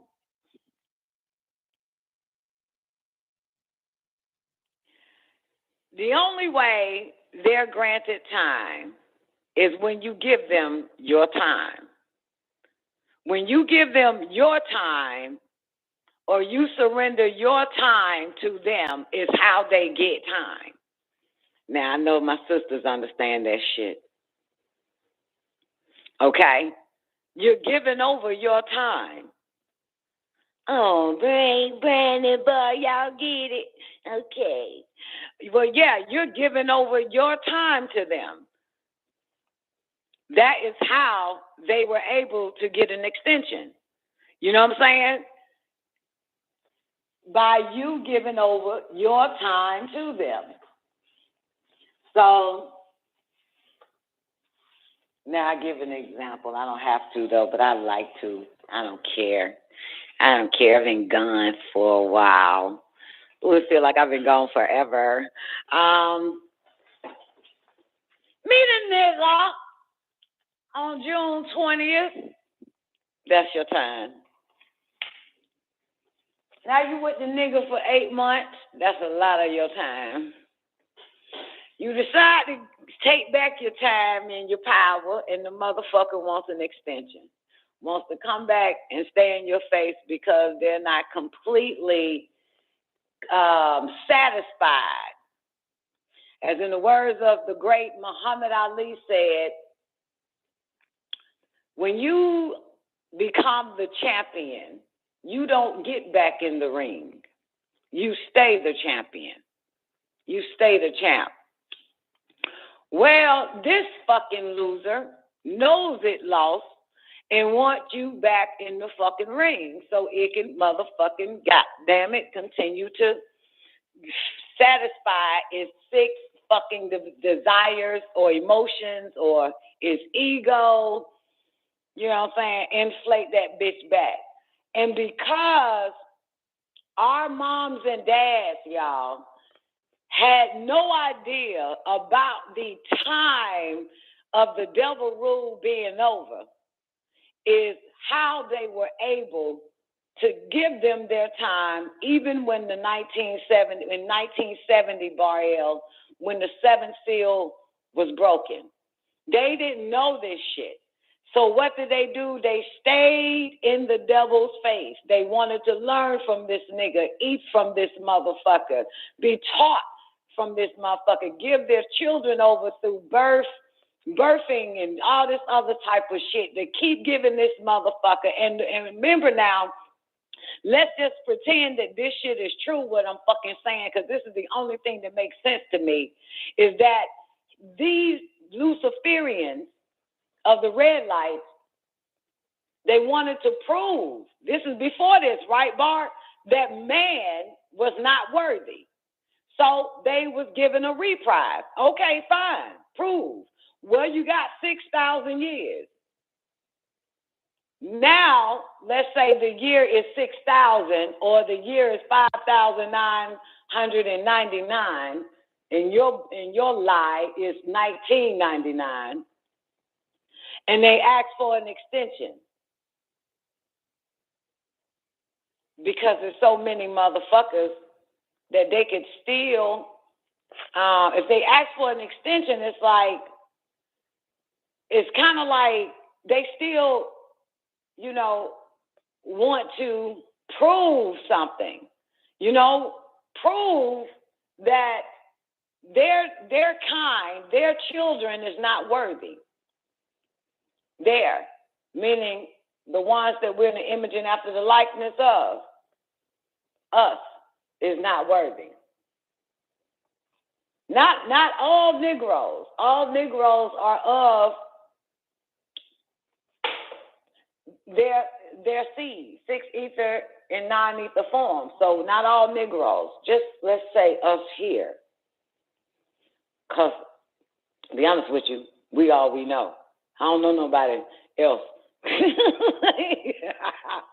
So let's just say us here and shit. And maybe some of our babies, maybe, okay? Maybe babies, but shit, so let's just say, yeah, in 2030 or 6,030. And so this is how they're building their fucking army, using the non ones that are not worthy to fight. It is a war. It is a war. We can see it. If you can't see it, you don't need to be here. You need to get the fuck on somewhere and watch some goddamn Breakfast Club or some shit. But if you can't see that they're using these humans as war machines, something is fucking, you need to get your ass from the basement and take your ass to the top floor with the rest of them motherfuckers. Get your ass from the bottom of the basement where the fuck we at, goddammit. Okay, so, all right, so that's it. I shared that. I'm out. Okay, now, y'all want this link again, just to have it, I guess, if you want it. Yeah, y'all just want shit just to have it and shit. There it is right there for you. If if you don't want it, leave it where the fuck it's at. All right, let's figure this thing out. This is I'm on the PDF of 3, but the Monarch, the new Phoenix program, and we got to go back in order to go forward. Yeah. Hey, let's enlarge the screen. All right, so the I hope this shit don't piss me off. The Phoenix program was created by the CIA in 1967, and it was aimed at neutralizing, through assassinations, kidnapping, and torture, the civilian infrastructure that supported the Viet Cong insurgency in South Vietnam. It was a terrifying final solution. It was a terrifying final solution that violated the Geneva Conventions. The Phoenix program civilians targets of assassinations were VC tax collectors, supply officers, political cadre, local military officials, and suspected sympathizers. this take us to the part where reason why they assassinated Martin Luther King on what's that thing called we watched? X-Files. It show you that. Faulty intelligence often led to the murder of innocent civilians. Rival Vietnamese would report their enemies as VC in order for U.S. troops to kill them. In 1971, William Colby, head of C.I.A. in Vietnam, testified the number killed was 20,857. 20,857. South Vietnamese government figures were 40,999 and 4. I did it all wrong. Let's do it again. South Vietnamese government figures were 40,994 dead. CIA officer Ted Shackley managed 600 military and 40 to 50 CIA liaison officers who were working with South Vietnamese officers in 44 provinces.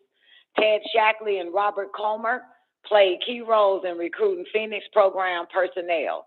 Many covert actions officers were Cuban refugees from the Bay of Pigs fiasco. They ran the CIA counterterror, CT teams, which were, in fact, assassination squads. Colby, Comer, and Shackley reported to DCI, Richard Hams, and the White House. From the beginning, the Phoenix program was conceived by the White House and supported by the CIA. Phoenix called for neutralizing 1,800 targets a month. About 1/3 of VC targeted for arrest were summarily executed. Green Berets and Navy SEALs would assassinate suspected Vietcong sympathizers and cadres, as well as South Vietnamese collaborators and double agents. In 1982, an ex-Phoenix operative revealed that sometimes orders were given to kill U.S. military personnel who were considered security risks. He suspected the orders came not from division, but from a higher authority, such as the CIA or the Office of Naval Intelligence. Nasty. The following is a testimony of Vincent Okamoto, combat officer lieutenant in Vietnam in 1968, and recipient of Distinguished Service Cross, the second highest award conferred by the U.S. Army, wounded 3 times. His testimony is, the problem was, how do you find the people on the blacklist? It's not like you had their address and telephone number. The normal procedure would be to go into a village and just grab someone and say, where's Nguyen so-and-so? Half the time, the people were so afraid they would say anything. Then a Phoenix team would take the informant, put a sandbag over his head, poke out 2 holes so he could see, put coma wire around his neck like a long leash and walk him through the village and say, when we go by Nguyen's house, scratch your head. Then that night, Phoenix would come back, knock on the door and say, April Fool, motherfucker. Whoever answered the door would get wasted. As far as they were concerned, whoever answered was a communist, including family members. Sometimes they'll come back to a camp with ears to prove that they kill people. Penetrations into the Vietcong infrastructure, was accomplished by blackmailing or terrorizing a member of a targeted individual's family to gather information. Every Vietnamese 15 and over had to register and carry identity cards.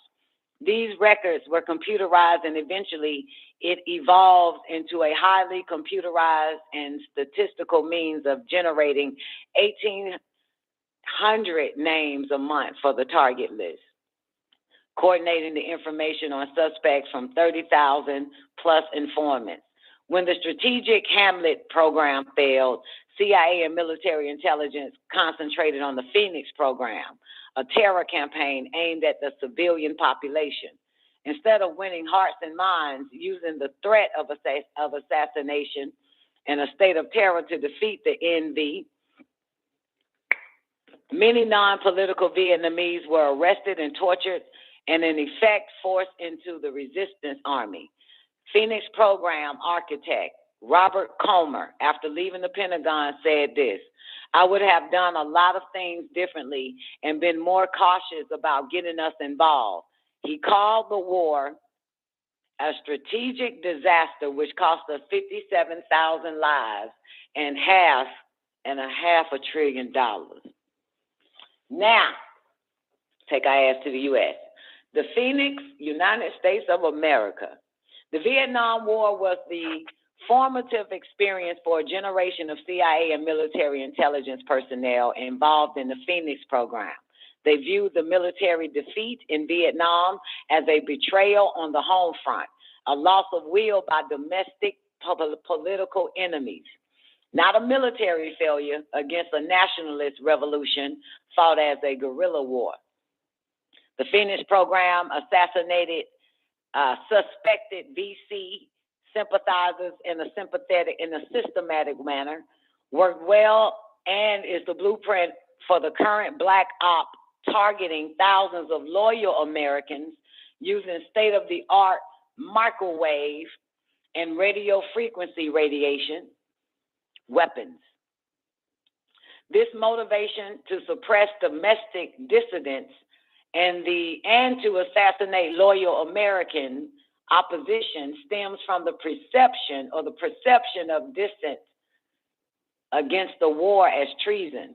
This philosophy is stated very clearly in the Mind War paper written by NSA General Aquino.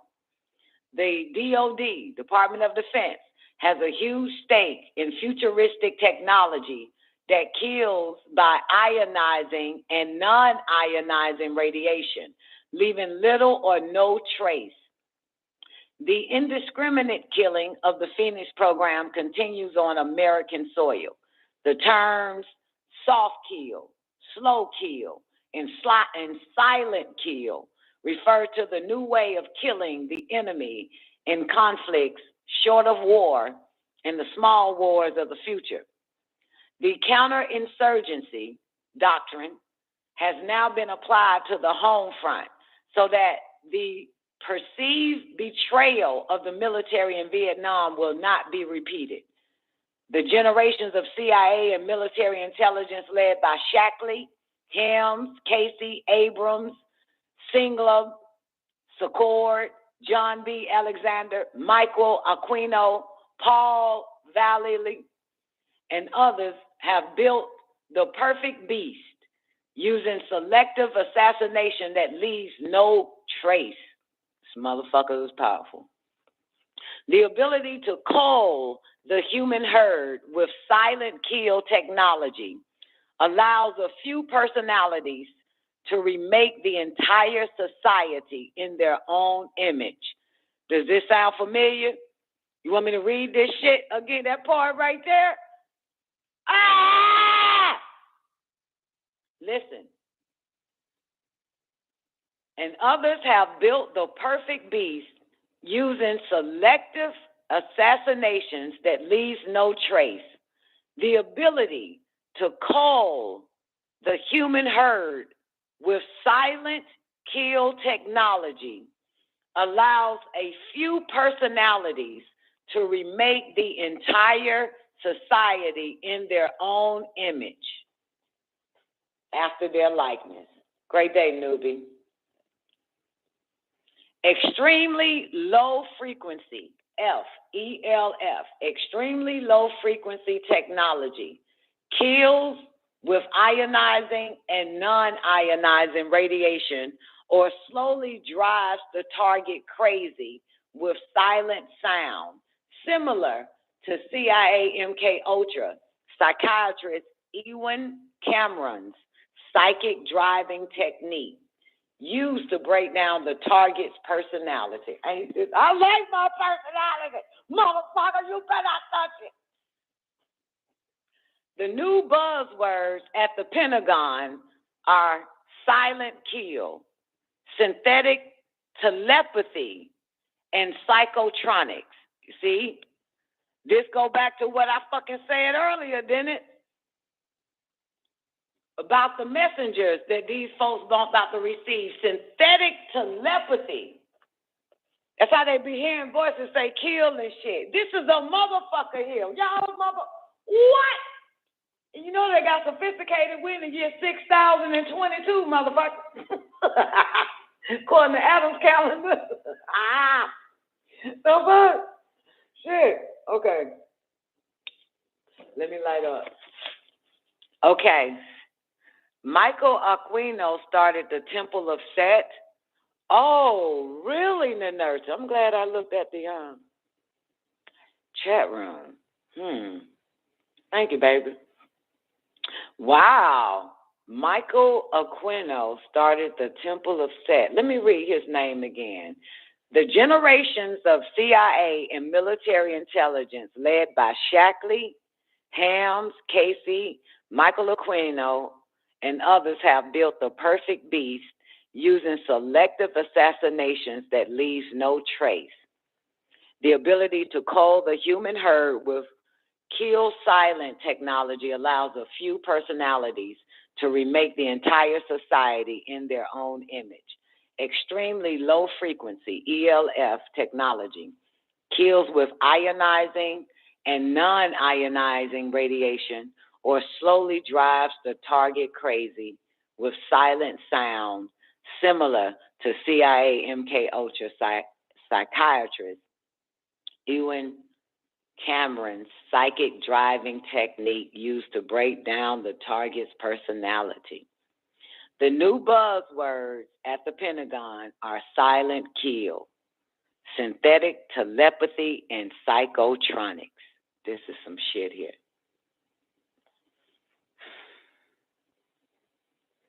This is another reason why I have to play Dr. York like all day, every day, just to get, because you got to drown out them motherfuckers, you know?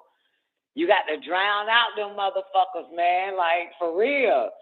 I'm saying I play all of Dr. York all day, every day. You got to drown them son of a bitches out, man. Psychic driving, motherfucker. They get in your head. You go to sleep. They talking to your ass. They in your conscious, your subconscious, your normal conscious. You ain't got no super conscious. That shit dead now. That's over with. No, you ain't begin to use super conscious. The fuck? Hell yeah, Xena YouTube channel. Frying all day. God damn it. But I got that son of a bitch in my hard drive. I got an external hard drive, motherfucker, just in case YouTube on some whole ass shit. I got access to all that shit, boo-boo. Okay? Yeah, they can fuck up my computers, but I got a fucking hard drive, just in case. And I need to get a CD burner, just in case, and start burning them bitches on CDs and shit, just to back up, because I hate these motherfuckers. I know the weapons that they're using, and I'm not fucking retarded from it. I am not sleeping on the weapons. The new form of technology and the weapons that they're using, I am not fucking, you got me fucked up. I know where in hell I'm gonna ignore these bastards. Ain't no way I'm going to act like, goddamn, I know something, but I don't know nothing. Get the fuck out of here.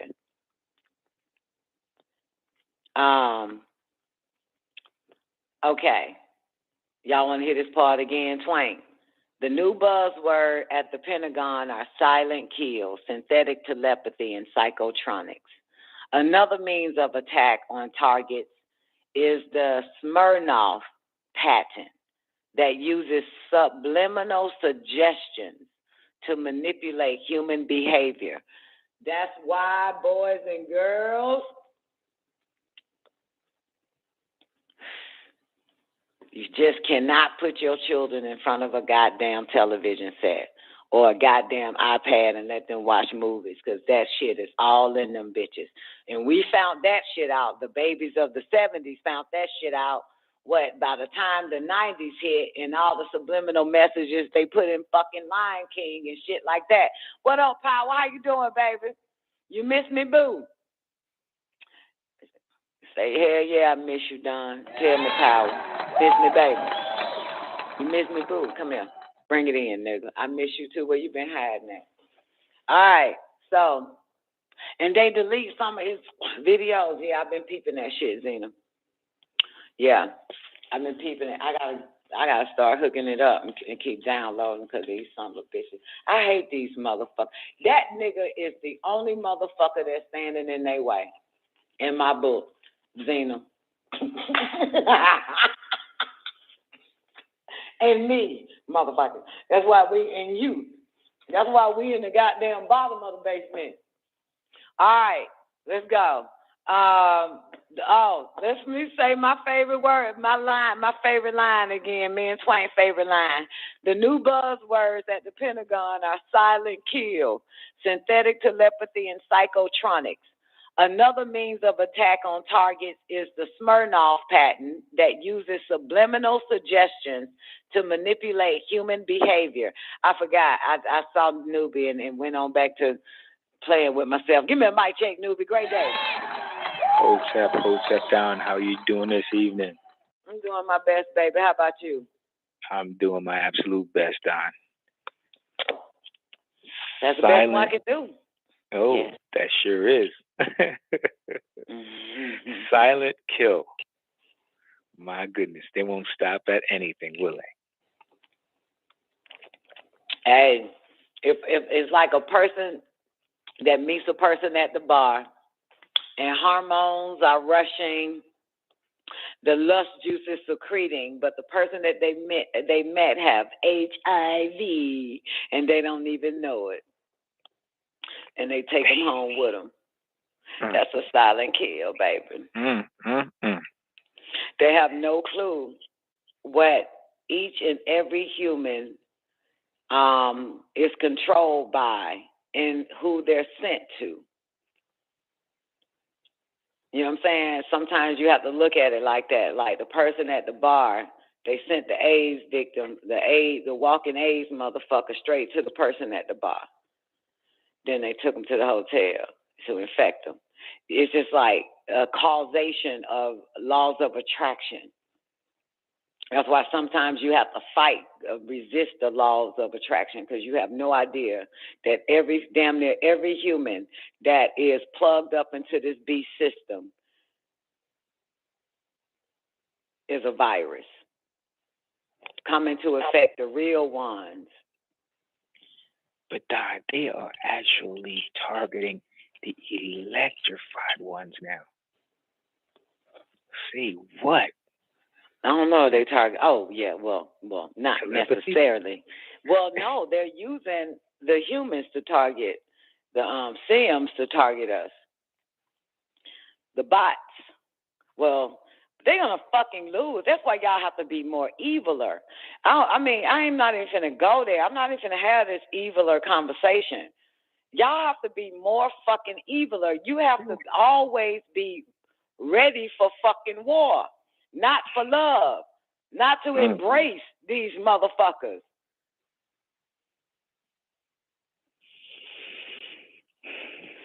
I'm not even gonna do that. I'm not even going there. Whoa. What do you mean you're not going there? It's necessary. I just did.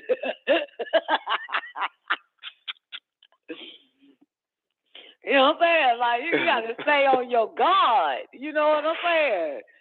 You gotta stay on that psychic self-defense, man. You gotta goddamn, like, man, knowing what we know, you know not to trust no one outside yourself. Period. Not a man. That's right. Not nan, motherfucker. Outside of you. I keep that on running on repeat, Don. Like I even told y'all, when I lived with my children, I locked my door at night when I went to bed. Fuck that. Like, shit. Motherfucker. Shit. Motherfucker. I don't trust no one outside myself. Goddamn.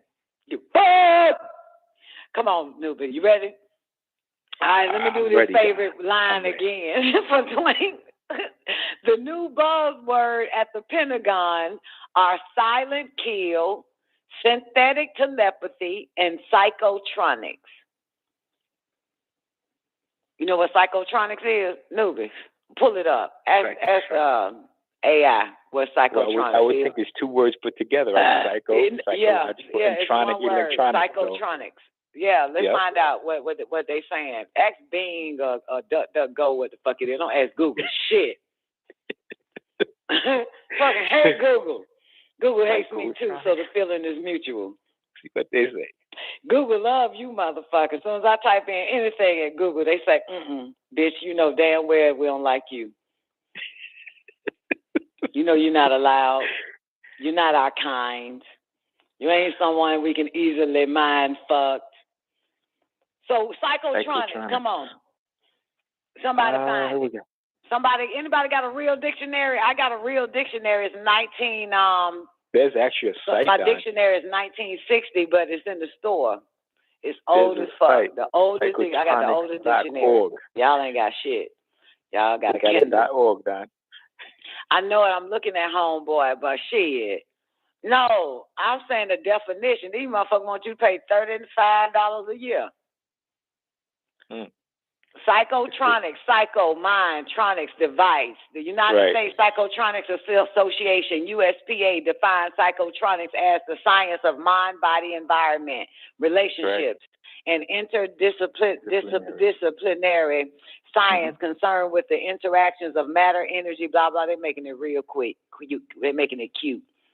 The United States Psychotronics Association, USPA, defines psychotronics as the science of mind, body, environment, relationships as interdisciplinary science concerned with the interactions of matter, energy, and consciousness.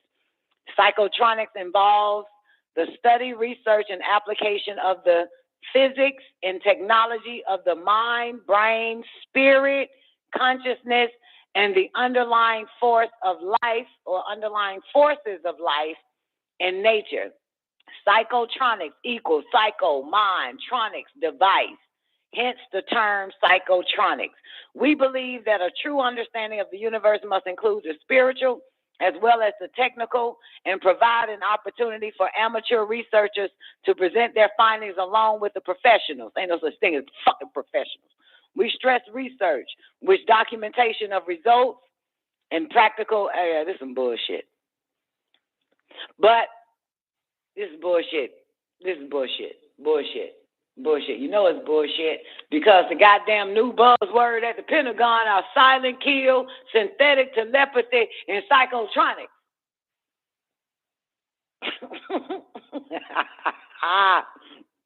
This website, they just make it sound like, oh, okay, that's what's up. I'm on my psychotronics today. Like, that shit sound really appealing. Say what, newbie? There's one a little bit more specific further down. Declassified yet partially redacted CIA documents from September 1975 reveal a mysterious subtle energy device developed by a Czechoslovakian scientist named Robert Pavlida. According to the report, his psychotronic devices called psychotronic or Pavlida generators can draw, store, and transmit the life force energy of an individual. Life force energy sound familiar, don't it? Sure does. Where you reading this shit at? I don't know where you at. Subtle energy. Where? It's online. Where? Well, subtle Ruben, you on the psychotronic.org? No, it's not. It's at the It came up when I put it in the search engine. It's a site now. Read it again for us then, one more time. Okay. Shit. It says, what is psychotronics? The subtle energy technology of Robert Pavlida. Declassified yet partially redacted CIA documents from September 1975 reveal a mysterious subtle energy device developed by a Czechoslovakian scientist named Robert Pavlida.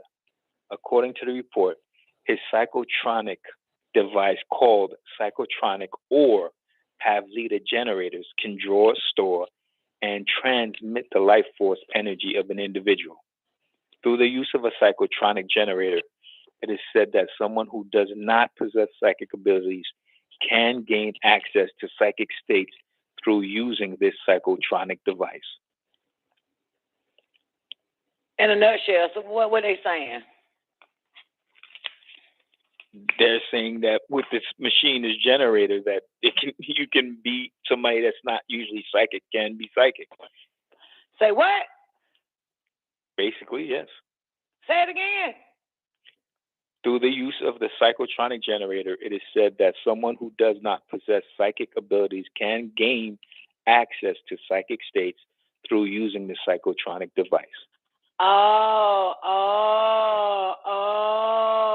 like a VI type shit. Like artificial. That's why they call it synthetic telepathy and psychotronic. So they can, yeah, because now they've already mastered synthetic telepathy. I've been telling y'all about that for the past 8 goddamn months. Another means of attack on targets is the Smirnoff pattern that uses subliminal suggestions to manipulate human behavior. This pattern was purchased by the remote viewing company C.I.A. Corporation, PSI. Motherfuckers, if y'all motherfuckers don't watch that goddamn Neff, what's the name of it? Help me out, man. With Regina King on it. Ain't that her name? You know the one on HBO. Come on, help me out. You know, on HBO. Watchmen. Regina King, Watchmen. Watch that shit. And you will see how they put them subliminal messages in the black neighborhoods at their movie theaters. Yeah. Watch that. Study that shit, man. God damn it. Watch that shit. But, you know, it's wild. But anyway, the fuck, I'm wasting breath. All right. John, you said the Smirnoff patent? Smirnoff. N-O-V. Like patent. Smirnoff vodka? Motherfucker, I'm not an alcoholic, sir. You have to ask somebody else.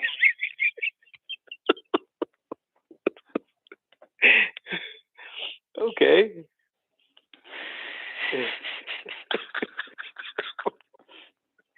Plenty of them here, I tell you. They're listening. No, I wanted to know what the spelling was. If it was S-M-I-R-N-O-F-F or S-M-I-R-N-O-V. N-O-V. N-O-V, okay. And they're playing with you, though. It's a slip of letters. It's a change of letters. That's all. It's the same shit. They playing with you. Because when I heard Smirnoff, I know the vodka. But Smirnoff. Yeah, I see the Smirnoff here, though. And vodka is Russian. That's a Russian word, too, ain't it? A German, ain't it? Vodka. My name is Vodka. Vodka Smirnoff. Is that fucking German or Russian? Russian. Russian. Great day, Nanya. Okay, this patent, right?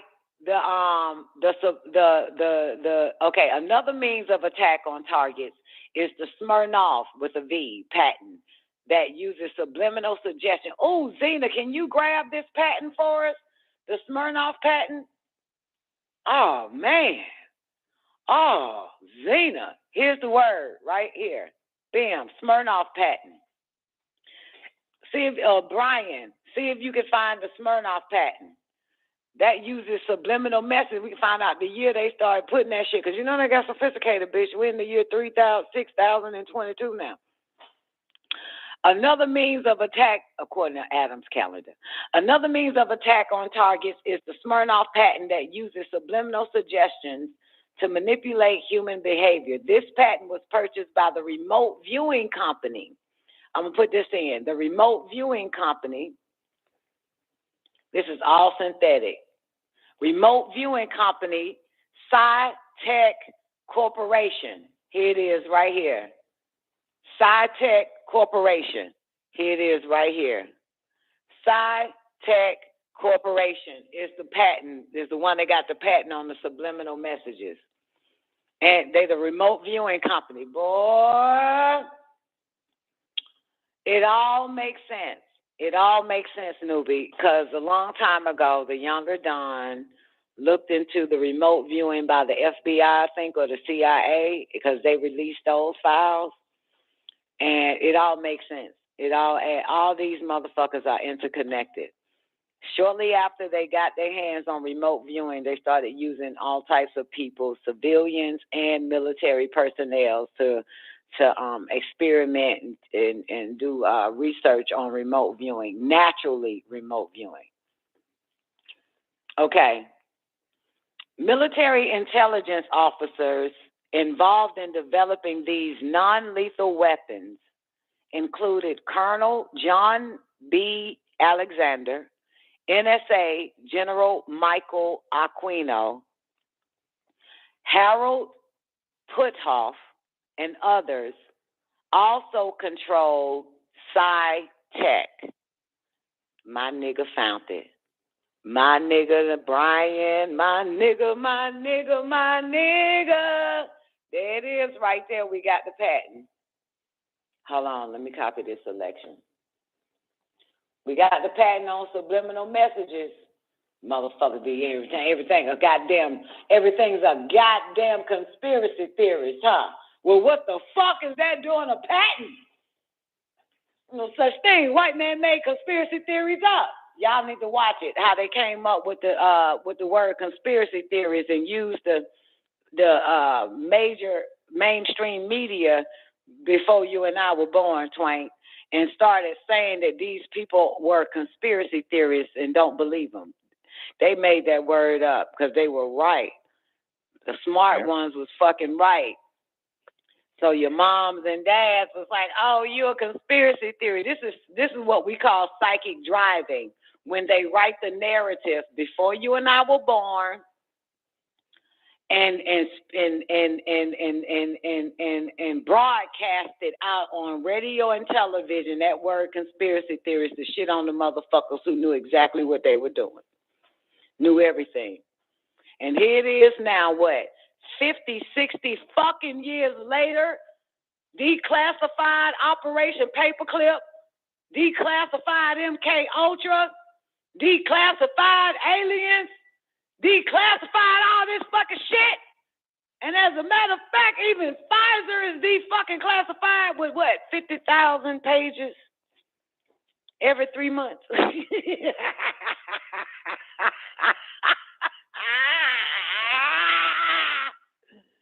The fuck? Insane. And we got their conspiracy theories of some shit, motherfucker. Bitch, what? All right. Got the patent though. Silent subliminal presentation, a silent communication system which non-aural, the fuck is that word? Non-aural carriers in the very low or high, very high audio frequency range, or in the adjacent ultrasonic frequency spectrum, are amplitude or frequency modulated with the desired intelligence and propagated acoustically or vibration or vibrationally for inducement into the brain, typically through the use of loudspeakers, earphones, which I do not use at all, or piezoelectric transducers. The modulated carriers may be transmitted directly in real time, or may be conveniently recorded and stored on mechanical, magnetic, or optical media for delayed or repeated transmission to the listener, motherfucker. This year, my boys and girls that are listening, was 1980 motherfucking 9. The patent on this son of a bitch here.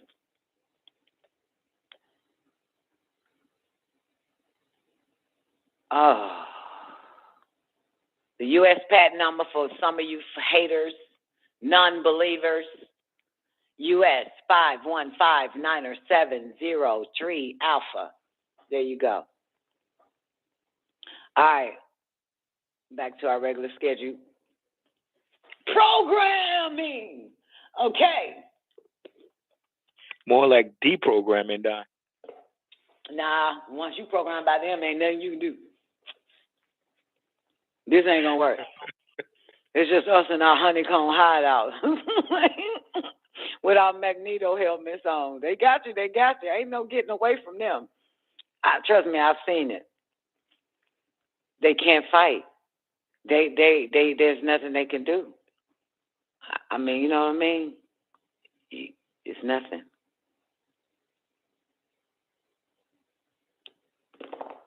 They got them.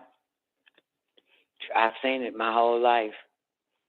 Grew up with some. We knew what we know, newbie, but they got them. There's nothing. There's nothing you can do. Can't Yeah. turn back. No, they never turned. That's the thing. They never turned. Sweetheart, sorry. They never turned. They've always been them. Always been them and they. Those them and they people. They just happen to be sent to us.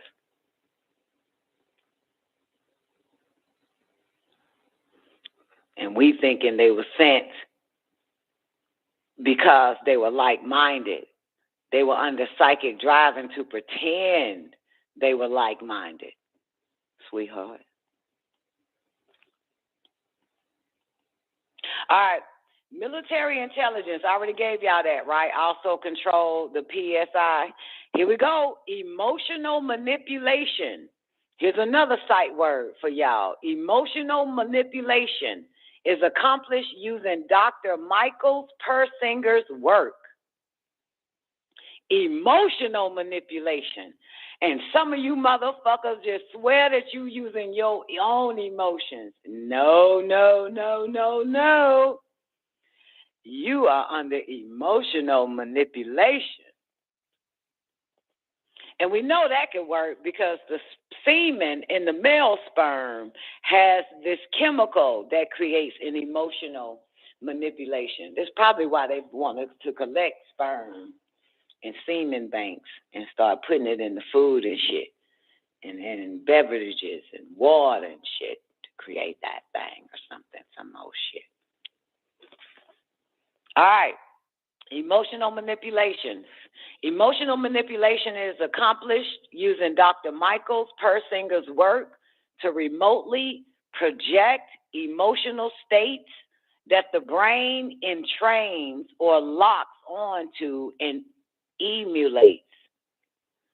Did you hear that? Did you motherfucker? Yep.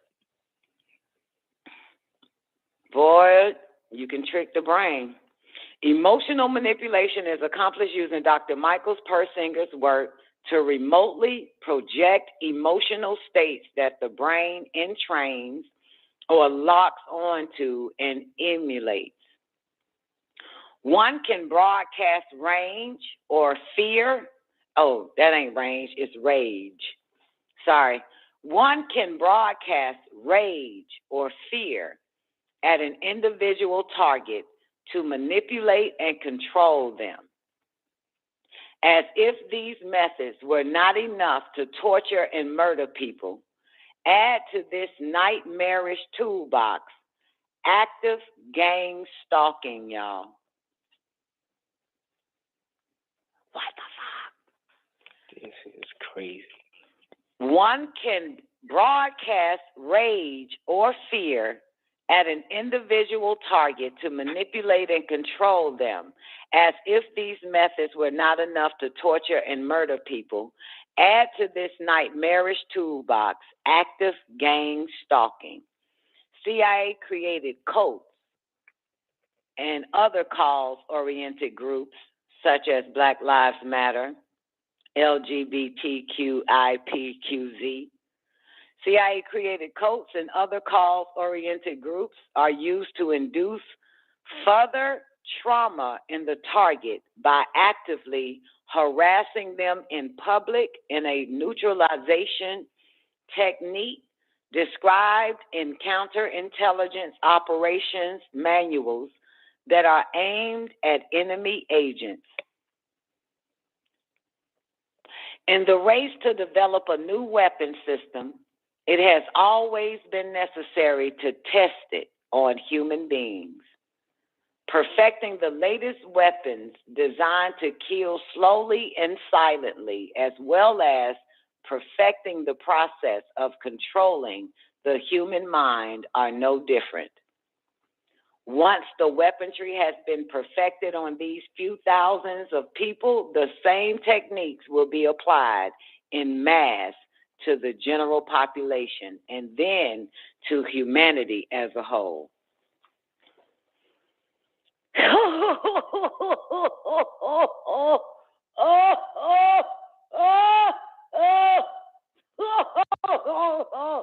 Lord have mercy. Lord have mercy. Ain't no God, y'all. Ain't no nothing better. That is for certain. God is part of their project. That's MK Ultra shit. God, religion, all that shit is part of it. That's why so many people can't break the spell of that shit. That's psychic driving like a motherfucker. Yeah, Brian. Come here. Breathe in. Give me a hug. All right. Oh, my goodness. Great day to Brock. How you doing, baby? All right, here we go. Where was I? Did I tell you about the codes that the CIA created? Yes, I did. All right, here we go. In the race to develop I did that. Oh, emotional. Okay. It was an emotional, what was it? Rage and, what were you saying? Yeah, I already did that. I did that twice. Emotional, one can broadcast rage or fear at an individual target to manipulate and control them, as if these methods were not enough to torture and murder people. But the last thing that it said, perfecting the latest weapons designed to kill slowly and silently, as well as perfecting the process of controlling the human mind, are no different. Once the weaponry has been perfected, newbie, on these few thousands of people, the same techniques will be applied in mass to the general population and then to humanity as a whole. Yeah. That means nobody's safe, Don. Nobody. I am. 'Cause I'm still holding on to his hand. I got Melly Sadiq. Motherfucker, I ain't letting go. That motherfucker all up in their head. There can't nobody else get in this motherfucker. Many have tried and have lost. That nigga all up in my head. Ain't no more room left for nan motherfucker. Occupancy is filled to capacity. Can't get in mine. I got plenty of niggas that tried, plenty of bitches that tried, plenty of children that tried. They all failed. They're failures. Can nobody get in this motherfucker? The Colonel John B. Alexander. What up, Jay Jizzle? Come here, girl. You still got your job. Colonel John B. Alexander stated in an interview with the Washington Post in 2007. Y'all want to hear what this nigga said? Colonel John B. Alexander, Washington Post in 2007. That's actually the year 6007. The military and intelligence agency were still scared by the excesses of MK Ultra, the infamous CIA program that involved, in part, slipping LSD to unsuspecting victims. Until recently, anything that smacked of mind control was extremely dangerous because Congress would simply take the money away, he said. Alexander acknowledged that there were some abuses that took place, but added that, on the whole, I would argue we threw the baby out with the bathwater. But September 11th, 2001, that number sound familiar? September 11, 2001? Yep. Okay. But September 11, 2001, changed the mood in Washington. And some in the national security community are again expressing interest in mind control, particularly a younger generation of officials who weren't all ready for MK Ultra. Did you fucking hear that? Yes, Don. Did you fucking hear that? Let me read that shit again. But September 11, 2001 changed the mood in Washington, and some in the national security community are again expressing interest in mind control, particularly a younger generation of officials who weren't already for MK Ultra. It's interesting that it's coming back. This nigga say MK Ultra is coming back. That's 2007, boo.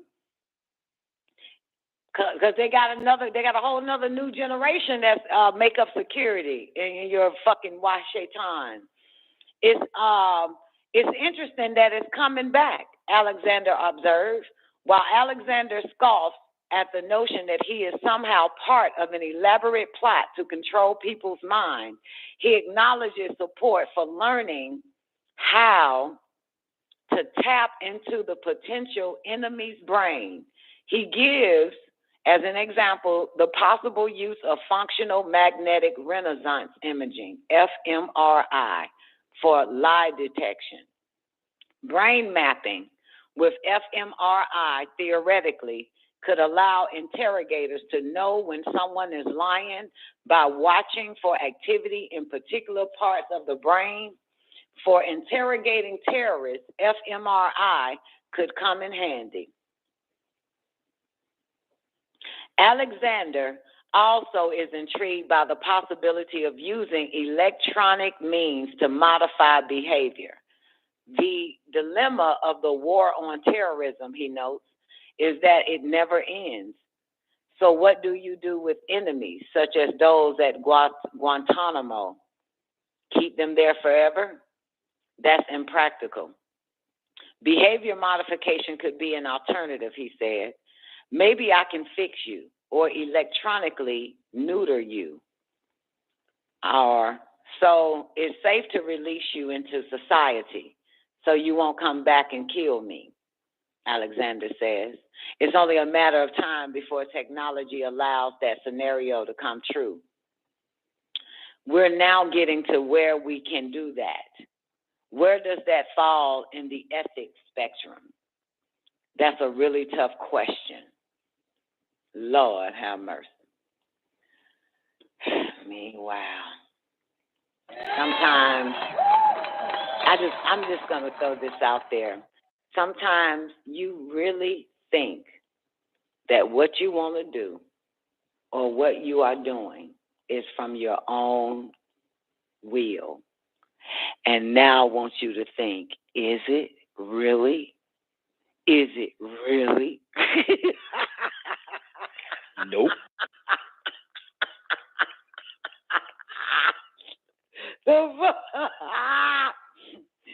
Oh, shit. I know I'm under mind control, goddammit. Because, motherfucker, every time I try to get away from you motherfuckers, here y'all are again.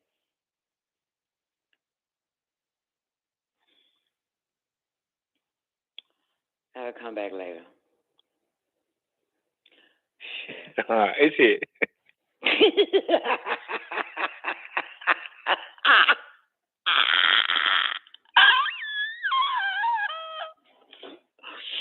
Oh, shit. Okay.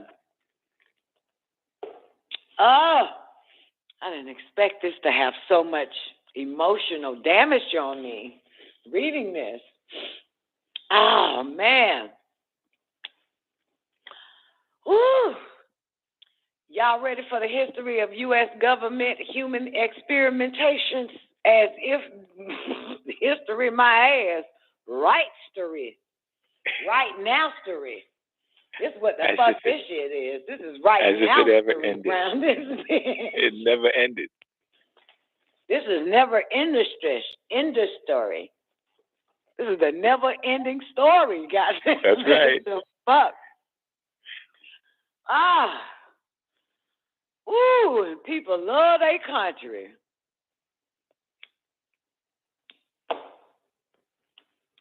In order to understand the current state-sponsored human... Oh, Etherian, sweetheart, give me a 1 if you can hear me.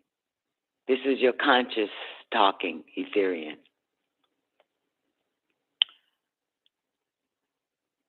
And everybody else can fucking hear me. I don't know what happened. But that shit that I was telling y'all about the Masons and the Beehive and the little symbol warrior got, that shit is not on that goddamn Naomi shit. I rewinded it back to see episode 1. Watch that again. Watch episode 2. Watch that again. And it's not there. And I'm like, where the fuck? Then I went to Evil to see was it there. And I'm like, it's not there on Evil. I'm like, where the fuck did I see that shit at? Where the fuck? Where the fuck? I swear I saw it. I swear I saw it. I just don't know where. Maybe that was a subliminal message that only I was able to see. I have no idea. My only conclusion that I figured where it was, I was listening to a Dr. York class, and this class had video images in it. And I happened to look up, yeah, it's in the Dr. York class. Somebody put it in this class on YouTube. Yeah, and it showed it there. But I haven't seen it. But that's what I suspect. It's in his shit. Okay. All right. So, Etherian, I don't know if you can hear me, baby, but I'm not repeating that shit again. It's not on that goddamn Naomi. All right. So I remember that because remember I had the experience with the bee as well. Look at Newbie. I always try to put his little shit next to mine. Boy, you know.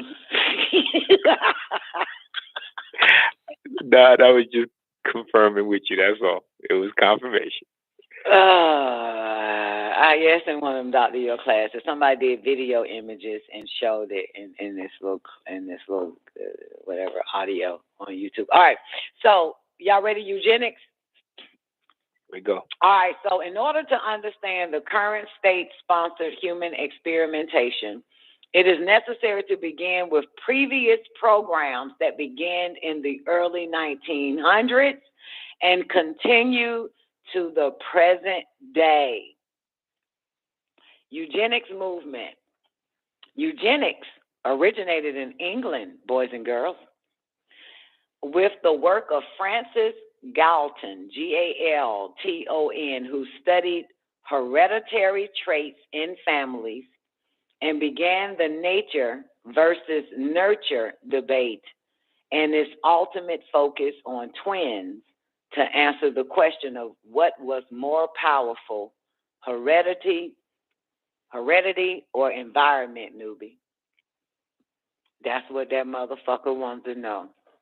What you inherited or environment? Which one is more powerful? Which one of y'all think it is? Heredity. I say environment. Power say both.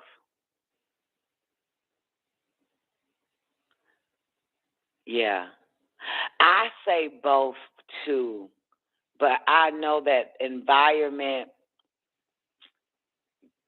can alter and change, but DNA can alter and change too based on environment, based on consciousness, based on mind fucking, based on brain hacking, you know? DNA is a code, is a program that can be rewritten. That's why when Mr. Man shows up, MZY, he had to give us something that we could fight against, and that is our DNA, that is our environment, our psychic self-defense, to fight against it. You know what I'm saying? To fight against it. You don't fucking know what I'm saying. To fight against it. If you had a line of drug addicts and goddamn alcoholics, and you sat at the feet of a spiritual master, it can teach you how to defeat that DNA from being unlocked by having mind control over it. You understand? Like that type of shit. That's why he came, because he know that the devil stepped into our DNA and fucked it up. The devil also stepped into our environment and fucked it up. The only way to overcome the bloodline and the environment is through psychic self-defense, through willpower, through mind power.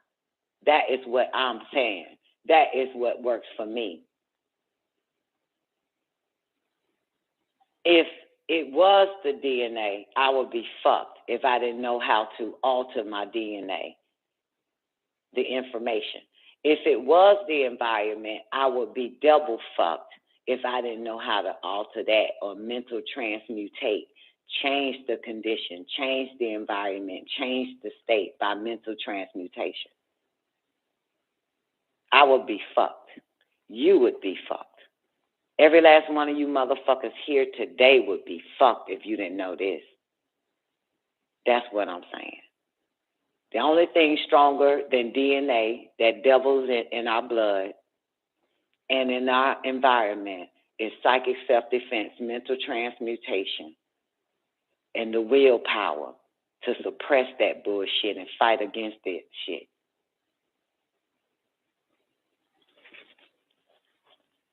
So we're not his project, even in eugenics.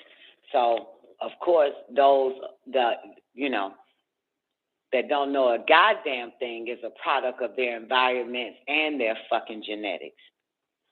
You know what I'm saying? Like you hear a whole bunch of niggas talking about obesity running their family, alcoholism running their family, diabetes running their family. That is the admittance of the body and the mind saying, well, in that case, we'll just go ahead and give it to your dumb ass too then. Because they have nothing to counteract that shit. If you have nothing to counteract these motherfuckers, then you will be a victim to their shit. Yep. You gotta have a counteract. You have to be their adversary.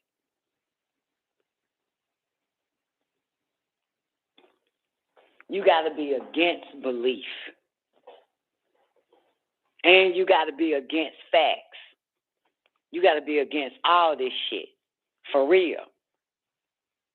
Because the moment you believe the facts, motherfucker, that shit works against you. Hell fucking yeah, which is why I went against slavery. Motherfucker. Why I went against slavery. Motherfucker, ain't no way in hell I'm about to believe that shit. You got me fucked up. Yeah. Millions can say that's a fact in each generation. That ain't my fact, bitch. The fuck? That ain't my fact. You know what I'm saying? I rebuke that in the name of goddamn killer goddamn wildebeest. The fuck? Ain't no goddamn way I'm about to accept that whole ass shit. Something that's less than me. My mother and father, fathers and mothers and brothers and sisters and friends, and y'all can believe that shit, but not I. Not I, said the goddamn cat. Y'all can have that. But you will never be powerful than the motherfucker enslaved you. and its ancestors or its descendants that's walking around this bitch today. But I am. They got to bow down to my motherfucking ass. They got to kiss my fucking Converse. The fuck? Because I don't believe that fact. Don't turn facts to a fucking religion. That's how Mr. Cracker is getting these motherfuckers. Turning fact checks into, the word fact is now fucking religion and shit.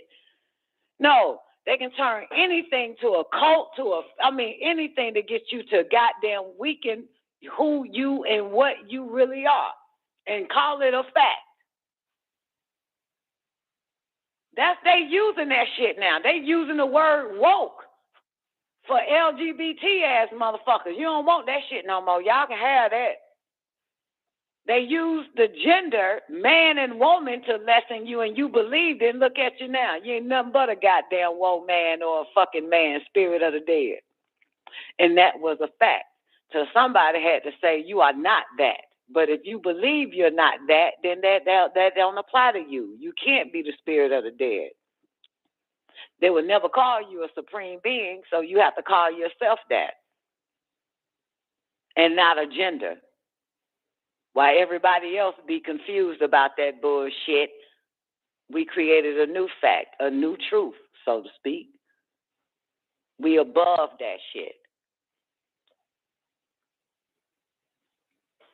Your perception makes your reality. That's right.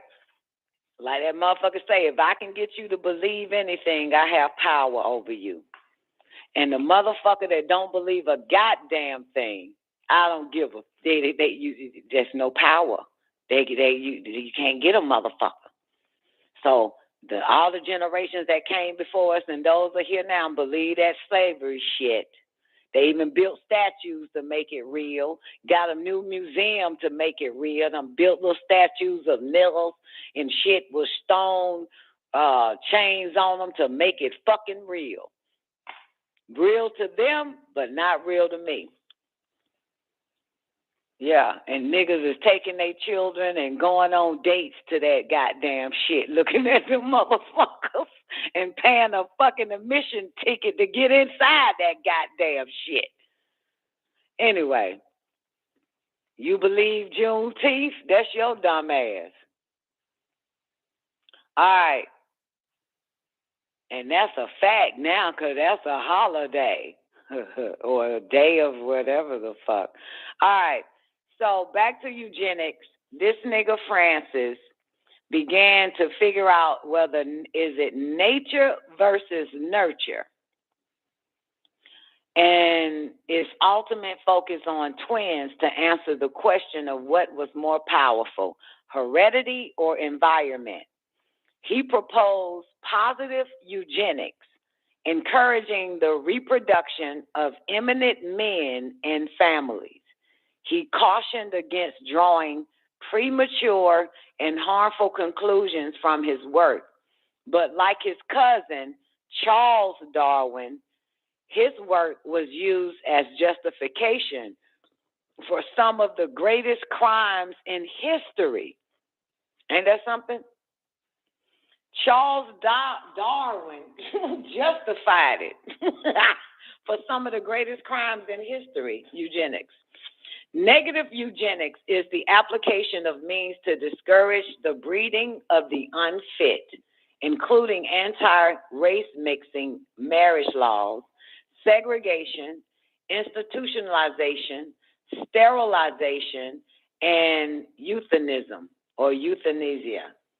How you say that word? Is it EUTHANASIA?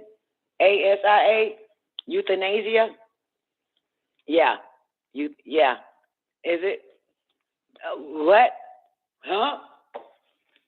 Euthanasia, Don, yes. Okay, thank you, baby. Eugenics is not a true science, and though it is dressed up in mathematics to give it legitimacy, it has more in common with the quack science of, never heard this word, phrenology. PHRENOLOGY. Phrenology. Phrenology was the study of the head size and shape to determine intelligence and character. They kind of show you that bullshit on Django, didn't they? When the nigga took the skull of Stephen's great-grandfather that was on the damn... Oh, yeah, and he smashed it, yep. No, he didn't. Yeah, and showed the, Phrenology was the study of the head size and shape to determine intelligence and character. Dr. York used that. What's his name? Honorable Elijah Muhammad. Our brain is larger than the Caucasus Asian brain. The industrial age had thrown millions of people off the farm and into the city to work in low-paying factory jobs. The sheer scale of the problems of mental illness, alcoholism, and crime seemed overwhelming.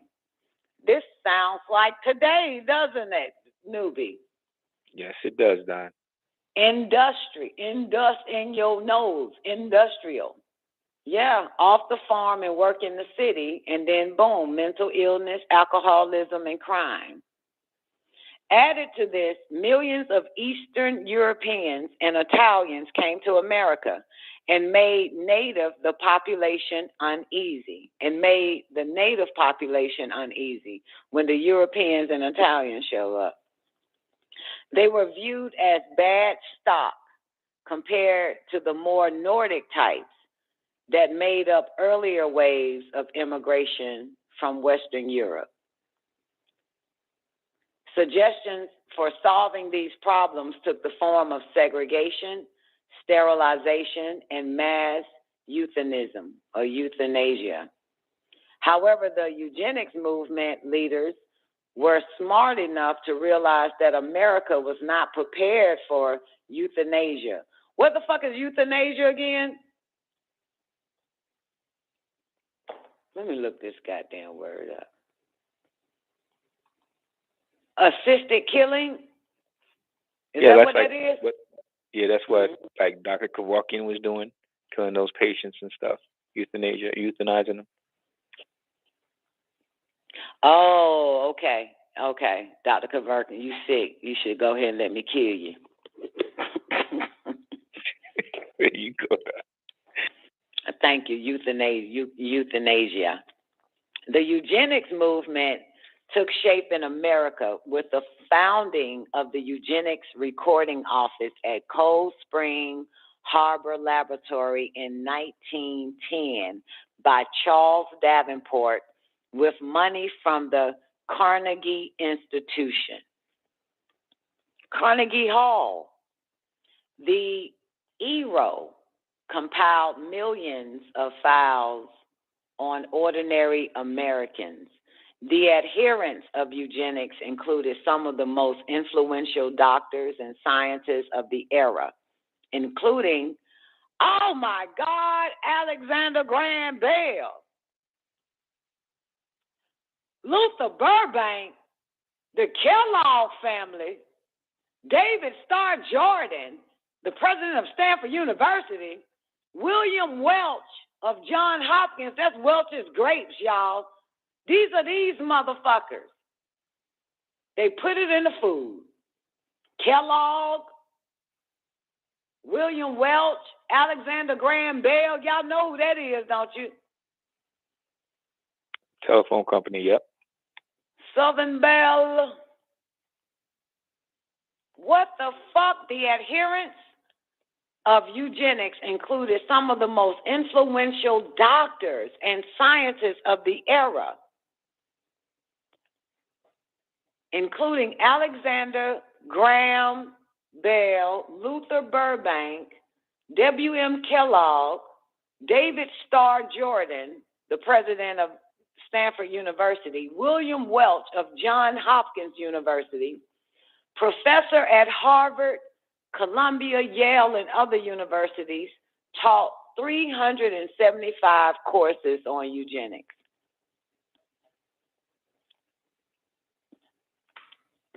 The hypothesis that mental illness crime, and poverty were inherited factors and could be cured through negative eugenics had by the 1920s been accepted by American society as fact.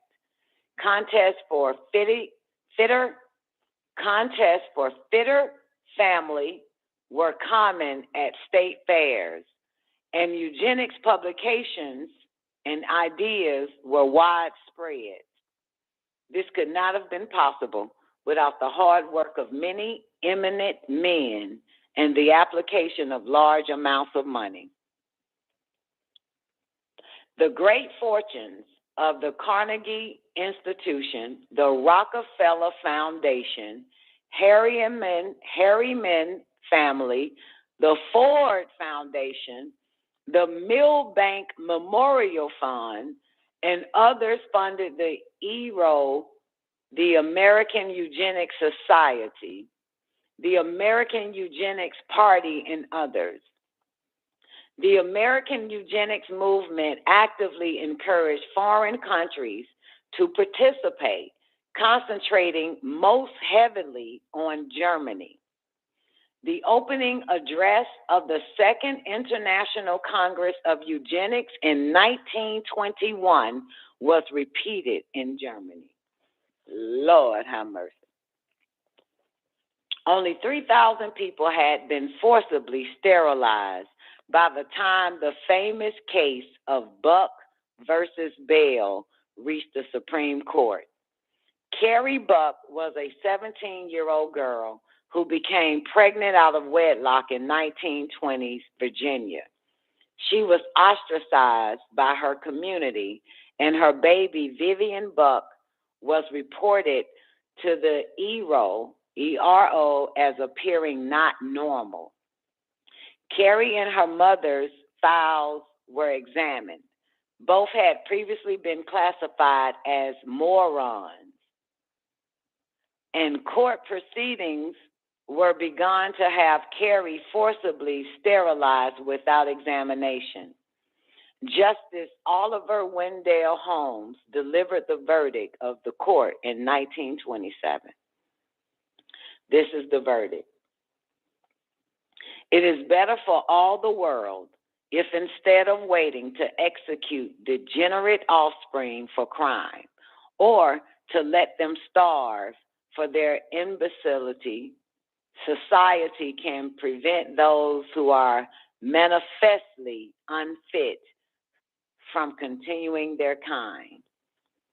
The principle that sustains compulsory vaccination is broad enough to cover cutting the fallopian tubes. Jacobson versus Massachusetts, 197 U.S. 1125 FCT 358 3ANN case CAS 765. 3 generations of imbeciles are enough. That's what the judge said. This decision validated Virginia's Eugenical Sterilization Act and set in motion the forced sterilization of 30 to 60,000 American citizens. Eventually, similar laws were passed in 34 other states. Carrie Buck was not a promiscuous and disruptive moronic slut as she had been portrayed at trial by the testimony of her school superintendent. She had been raped by her foster family's son. She had been on the honor roll. Her forcible sterilization was a result of lies, incorrect diagnosis, and a plot to pass the Virginia law. A review of the case uncovered a conspiracy between Carrie's defense lawyer and the colony of Virginia to ensure the constitutionality of Virginia's new law. The state was trying to save money by sterilizing the growing population at its mental health facilities. The greatest impact of Buck versus Bell was in Germany. In 1933, the Nazi government adopted the Prevention of Hereditarily Ill Offspring Act, which was based on Buck versus Bell and led to the forced sterilization of 375,000 people and the banning of marriage and sexual relations between Germans and Jews. The Rockefeller Foundation funded the eugenics at the Kaiser Wilhelm Institute, including the work of Ernest Rudin, a leading psychiatrist who became an architect and prime director of the murderous medical experimentation programs conducted on thousands of Jews, Gypsies, and others. American money also endowed the work of Ottmar Führer von Werther, who headed the Institute for Anthropology, Human Heredity, and Eugenics. He wrote in his eugenics journal that Germany's war would yield a total solution to the Jewish problem. Verschurer had a longtime assistant. His name was Joseph Mengele. On May 30, 1943, Mengele arrived at Auschwitz. Verschurer notified the German Research Society. My assistant, Dr. Joseph Mengele, MD, PhD, joined me in this branch of research. He is presently employed as Hauptsturmführer captain and camp physician in the Auschwitz concentration camp.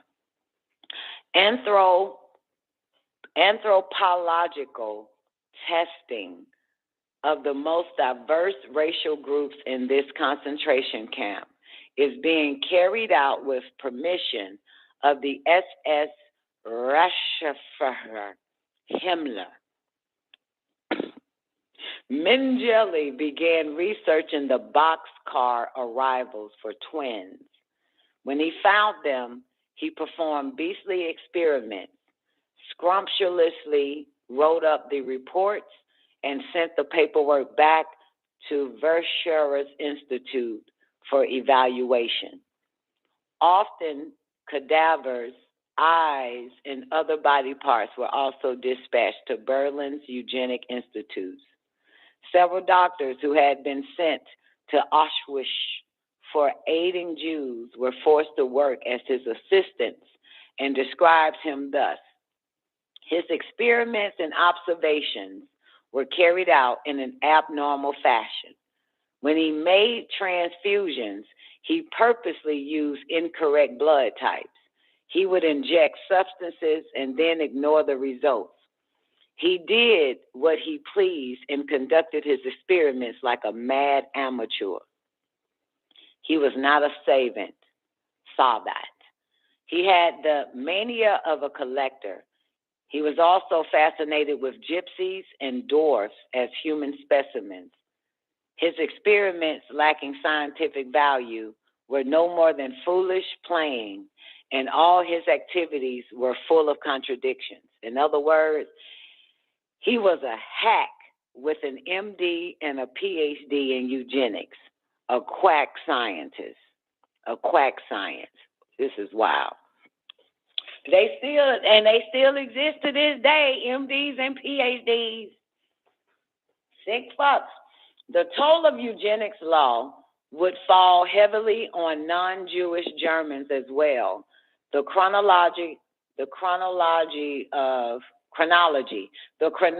of events is instructive. First, patients in German mental facilities were sterilized. Then it was decided to gas them. CO gas was used in the beginning, but was discarded in favor of Zyklon B gas for reasons of economy and effectiveness. Next, all the residents of the old age homes in Germany were either starved, given lethal injections, or gassed, and then cremated.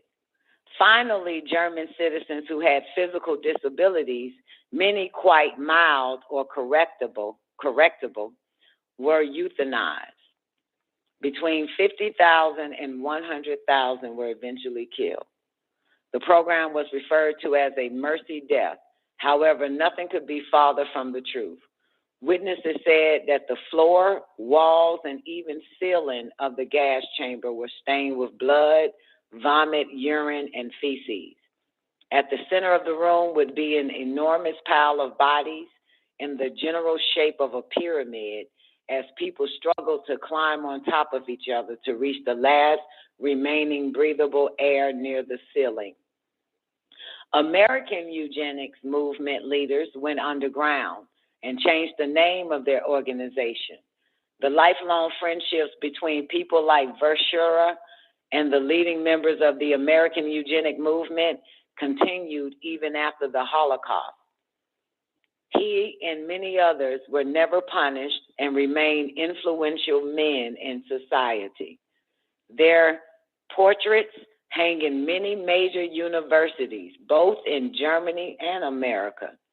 The names of their victims are mostly lost to history. They included the powerless, people who couldn't fight back. Carrie Buck's daughter died at the age of 8 years old due to an illness. In her short school career, she had made the honor roll. Ooh, we about to go into overtime, boys and girls. This is a lot. Oh, and it ain't, well, I never knew. Learned something today. Wow. Who would have thought? I thought eugenics started right here in sick America, but it makes sense because the Americans are Nazis that runs the whole fucking world. Fucking Germans. They're all Germans. Human radiation studies. In December 1939, as Europe was poised on the brink of war, two German radiochemists split the uranium atom in their Berlin laboratory. They confided the results to Lise Meitner and Otto Frisch, who calculated the release energy at 200 million electron volts for one atom. That's when they split the atom, y'all. The significance of the event was understood immediately in scientific communities in all nations. Virtually unlimited energy could be produced in a controlled reaction, and an uncontrolled reaction would yield an explosive of incredible power. The University of California at Berkeley was where plutonium, 238 half-life, 86 years, and plutonium, 239 half-life, 24,000 years, were first created. Seaborg, Segre, and Macmillan used cyclotrons to produce 1 microgram of plutonium. After months of work, their product could be detected, but was too small to be seen. Plutonium was described as a crazy metal. Small amounts spontaneously combust in air, so it must be handled in an environment free of oxygen. Depending on the chemical form, it might be blue, green, purple, yellow, red, brown, or pink. Seaborg said, under some conditions, it might be brittle like glass or soft like lead. It will disintegrate at room temperature, undergoing 5 phase changes between room temperature and the melting point. It is fiendishly toxic, even in small amounts. Robley Evans, who studied women exposed on the job to radium, wrote that as little 2 TWO micrograms, 2 millionths of a gram was fatal. Ernest Lawrence told government officials that plutonium-239 could be used to make a super bomb.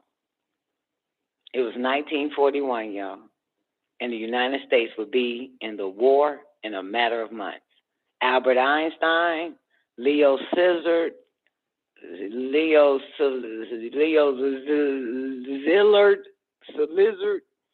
and Arthur Compton were instrumental in persuading FDR, Franklin D. Roosevelt, right, to study the feasibility of building a nuclear bomb. The Manhattan Project was the secret effort to build the atomic bomb. It was a gamble that represented several $1 billion and a significant percentage of the wartime budget. The Oak Ridge plant in Tennessee was 56,000 acres devoted to making uranium-235, and the Hanford, Washington site made plutonium. These facilities had taken the bench scale process and increased it 1 billion-fold. General Leslie Groves was tapped to head the massive project. He appointed Robert Oppenheimer to be in charge of the design, construction, and testing for the weapon.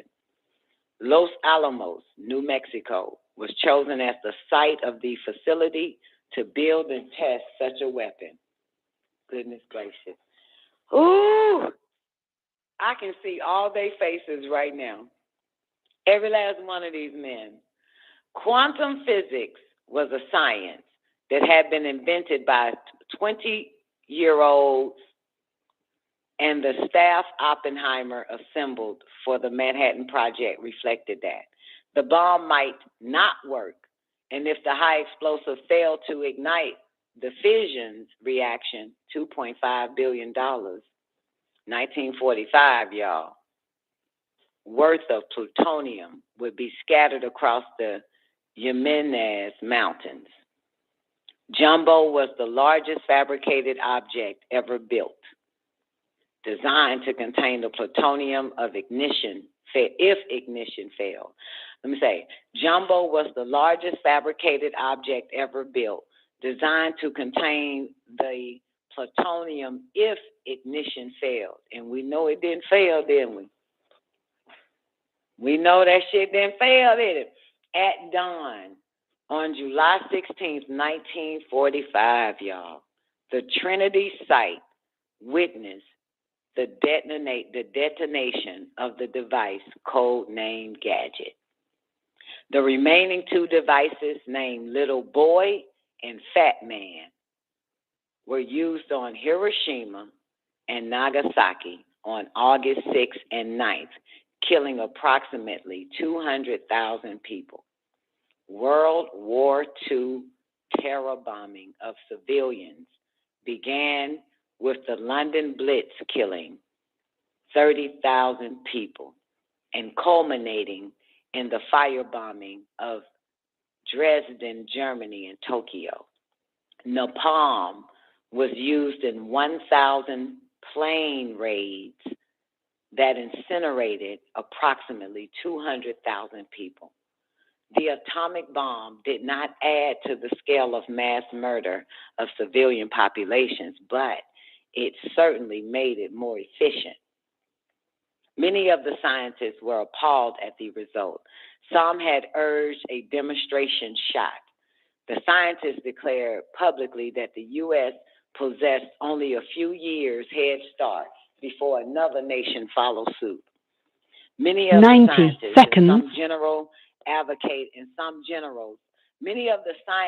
and some generals advocated international control and the eventual banning of nuclear weapons.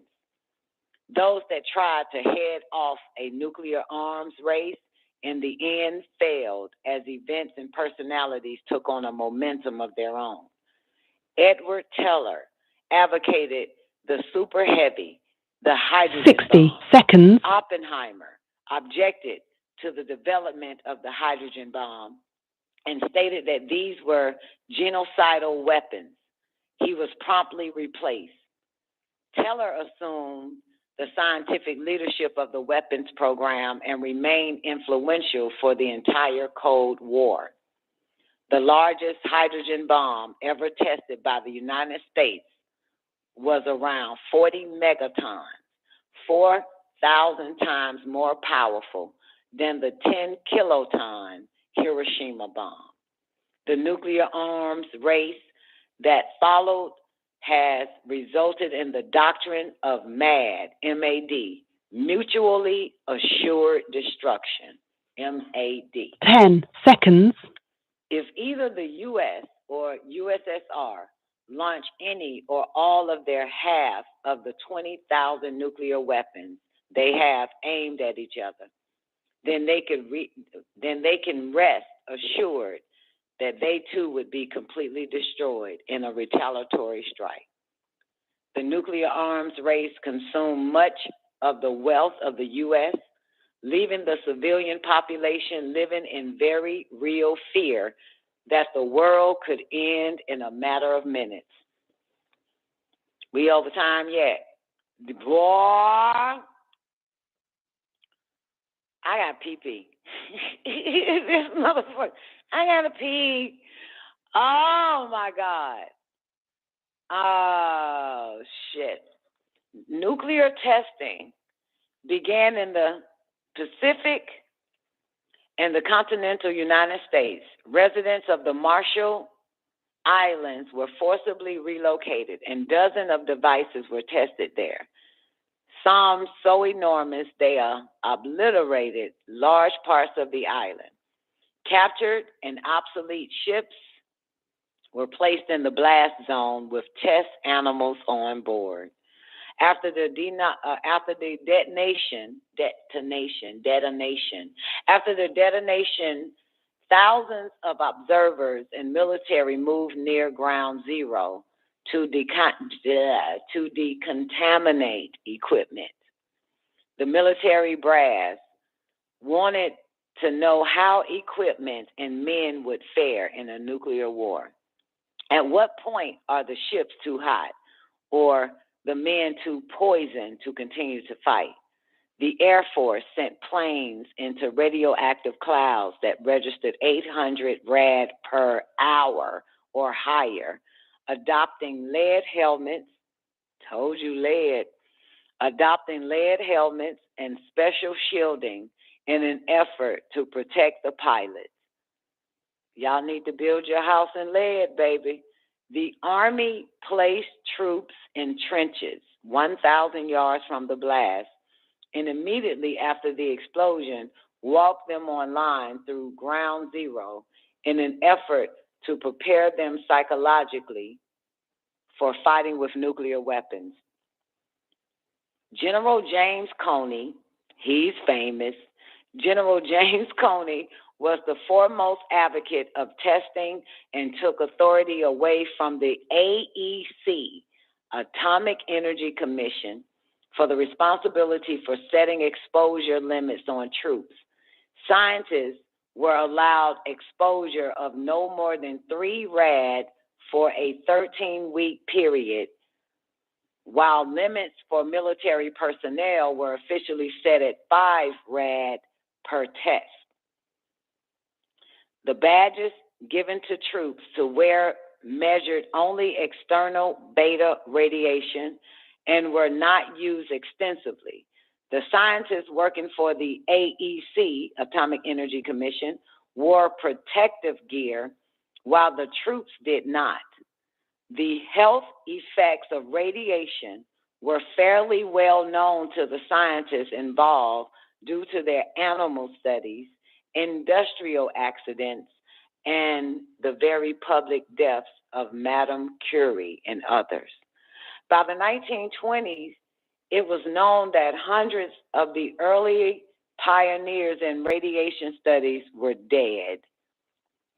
A single dose of 350 rad was the human LD-50, the dose that caused death to half those exposed. Lord. 1/1,000,000th of a gram, once inside the human body, could cause death. Hundreds of different radioactive isotopic particles are formed as residual contamination that is absorbed into different body tissues with varying degrees of longevity and toxicity. One example is radioiodine that collects in the thyroid. This kaleidoscope of sources make it difficult to gauge what dose has been delivered and to what effect. That's why y'all need to get your iodine. Go to the ocean and get your iodine. Don't get it from no store. Get it straight from algae. The ocean be bringing up them little ugly ass little grass looking things. And boil that bitch. Put that bitch in some water or something. I don't know what the fuck to do with motherfucker. Woo! Woo-hoo! Shit, wow. Where am I? Shit. Somebody died. Kaleidoscope. Inhalation of a small particle of plutonium would collect in the bone marrow and emit energies on the order of 200 million electron volts. The normal energy level of the human cell is 10 electron volts. Wow! Your normal energy level of your cells is 10 electron volts. And under such an assault, the cells either dies, becomes inoperable, or grows uncontrollably. In other words, cancer. Look like I need to wear some lead clothes. Arthur Compton and the other physicists knew what had happened to the earlier experimenters with radioactive material.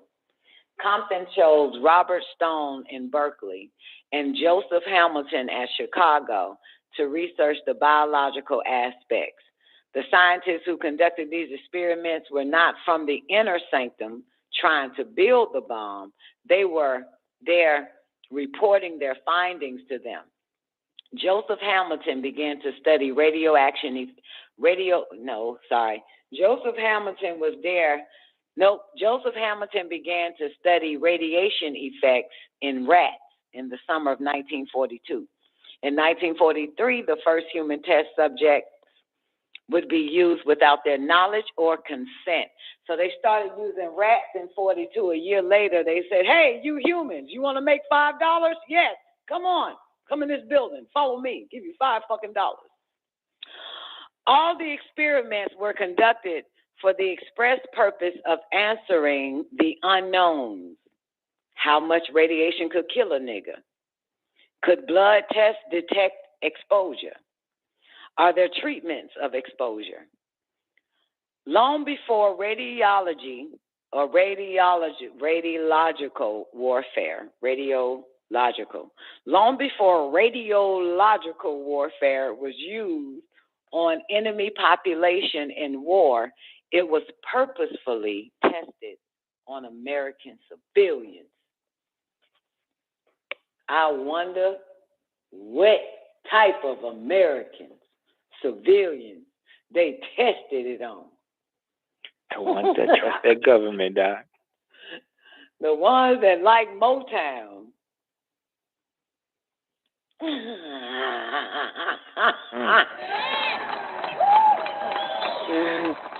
Sabotage, well, damn it. Cut us back. Sabotage, well, damn it. Sabotage. Yo, okay, once the show goes off, let's all watch Putty Tang, okay? That's shit. Oh, we're going to watch Putty Tang in the after party. All right.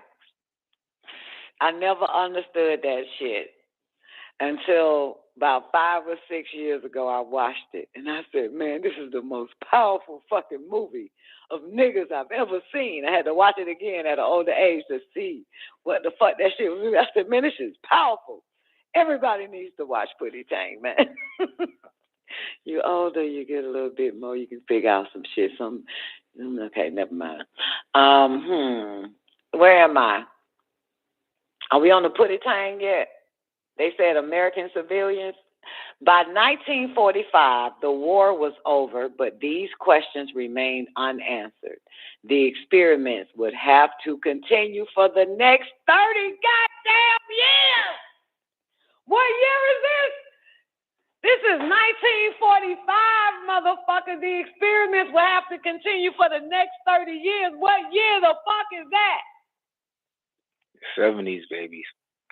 30 years. That's goddamn shit. You know they got sophisticated with it now.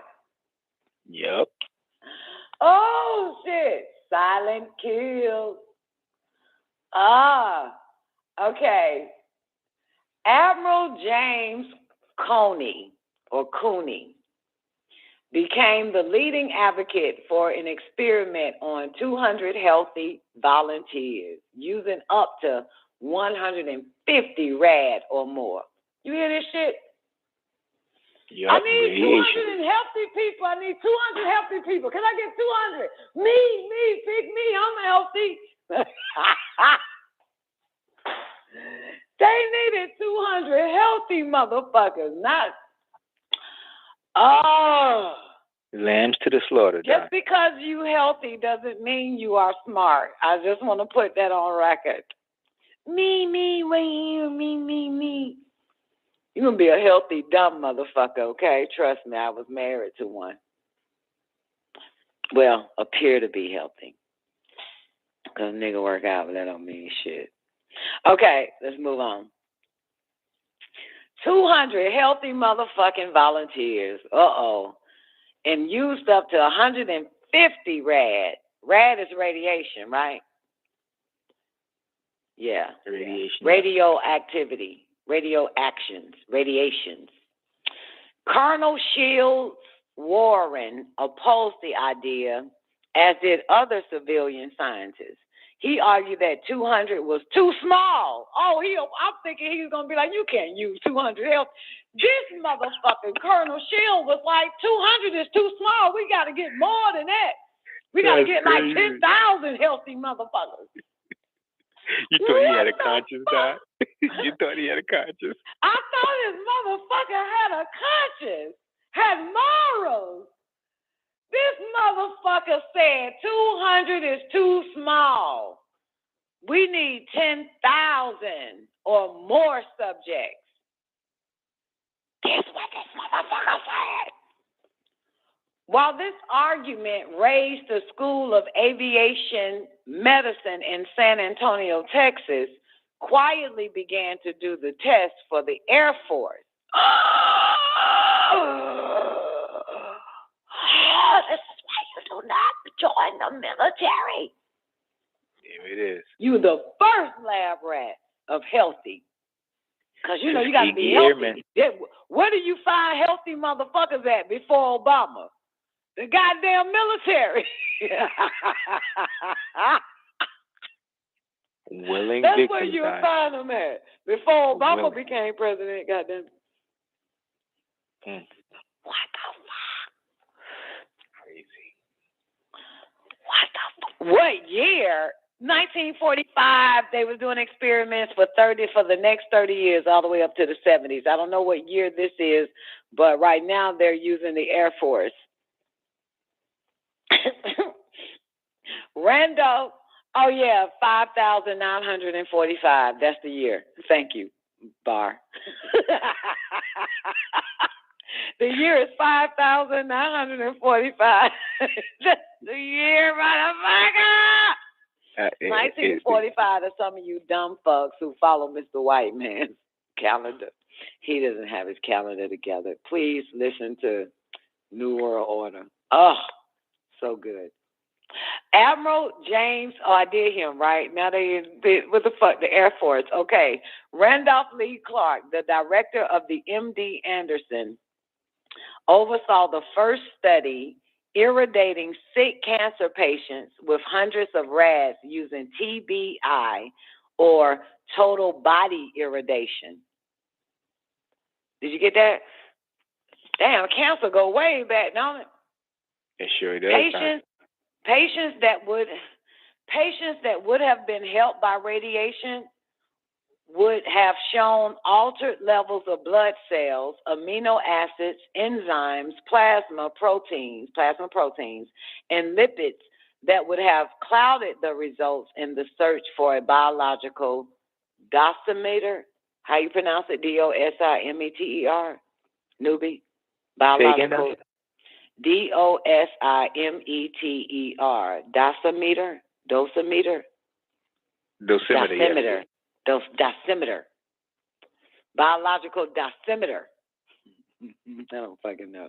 Colonel Shields Warren did not object to the use of cancer patients, but many of these people were not very ill or had been misdiagnosed.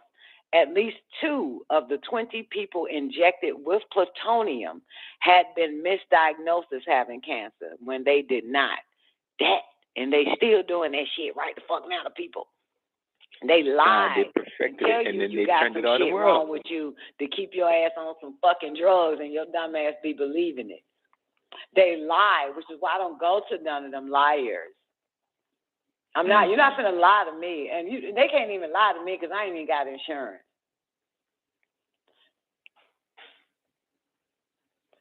That's gonna hit y'all later. That's gonna come around. It's gonna make sense to you, motherfucker. They lie to people with insurance. They lie to you, insurance motherfucker. Of course, they're gonna milk it, Don. Absolutely. They'll say you got skitha, whisker, washka. You believe me? Make up new shit. Ooh, liars. Newbie. Yes, we God. thought lawyers were liars. No.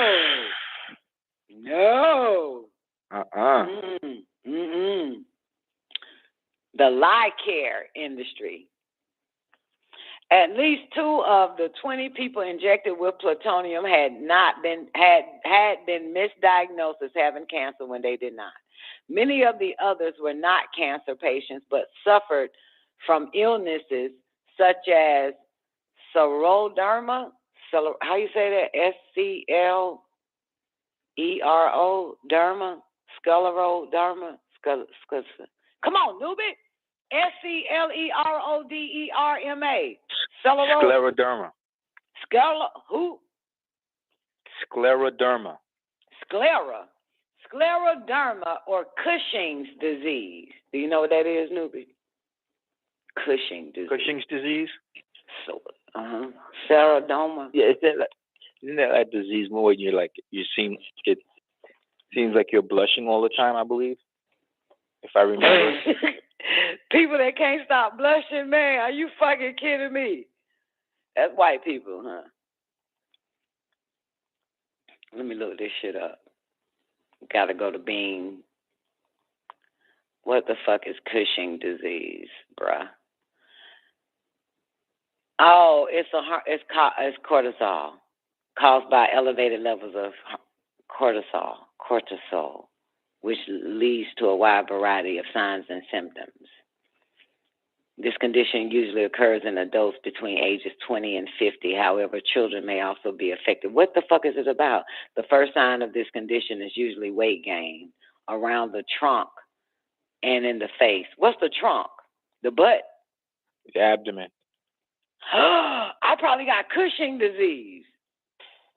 Affected individuals may get stretch marks on their thighs and abdomen. And bruise easy. I got Cushing disease. Individuals with Cushing disease can develop a hump on their upper back caused by abnormal deposits of fat. Tierra got Cushing disease. People with this condition can have muscle weakness, severe. They want me to click on it to find out more. Severe, where am I? Severe tiredness and progressively thin and brittle bones that are prone to fracture. Osteoporosis. They also have a weakened immune system. Not me. All right, that counts me out. And are at an increased risk of infections. Cushing disease can cause mood disorders such as anxiety, irritability, and depression. This condition can also affect a person's concentration and memory. People with Cushing disease have an increased chance of developing high blood pressure, hypertension, and diabetes. Women with Cushing disease may experience irregular menstruation. My cycle has been on for 12, 13 days now. And have excessive hair growth. Oh my God, my hair is growing too fast. Hair hirsutism on their face, hair on their stomachs and legs. That's not me. That counts me out again. Men with Cushing disease may have erectile dysfunction. Children with Cushing disease typically experience slow growth. Nigga, that's the whole population. That's everybody got something. Everybody got a little bit of that Cushing disease. Some of y'all got that hair on y'all belly. You got Cushing disease. God damn it. Let's move on. They everybody. They everybody right there. These errors were repeated in the total body irradiation experiments that were sponsored by the military. Many of the cancer patients had been well enough to work and live normally. After doses of 100 to 2,000 radiation levels, many died within days or weeks and had, in fact, been killed by radiation poisoning. Those that lived were often debilitated and in constant pain. Oh my God, please get me off this ship. Stop. Land. Let me off. One day you motherfuckers gonna realize we are on a ship, okay? Huge ass ship. One day you gonna realize, you're gonna be like, that bitch ain't crazy. We is on a ship. How else does it go round and round and round? Surprisingly or not, 34 Nazi scientists were employed at Randolph Air Force Base in San Antonio, Texas. 34 Nazi scientists were employed at Randolph Air Force Base in San Antonio and involved in these lethal experiments. We gotta get the Nazis. They give no fucks. These were just a few of the thousands of Nazi scientists who had secretly been smuggled into the U.S. under Operation Paper Fucking Clip to help the U.S. destroy the USSR. Dr. Hubertus Strughold was their intellectual and spiritual leader in radiation studies. He brought in Dr. Herbert Gershner, who had used human subjects during the war to study at what point human hearing is completely destroyed due to the explosions from shelling. He also used people to study the exact cause of death in cases of electrocution. He found that death resulted from a tremendous increase in blood pressure that forced blood from the peripheral vessels into the heart and abdominal cavity. These men had all experimented on Jews, gypsies, intellectuals, homosexuals, allied prisoners of wars, and others, and were now in San Antonio, Texas, doing lethal TBI experiments on American citizens for the military.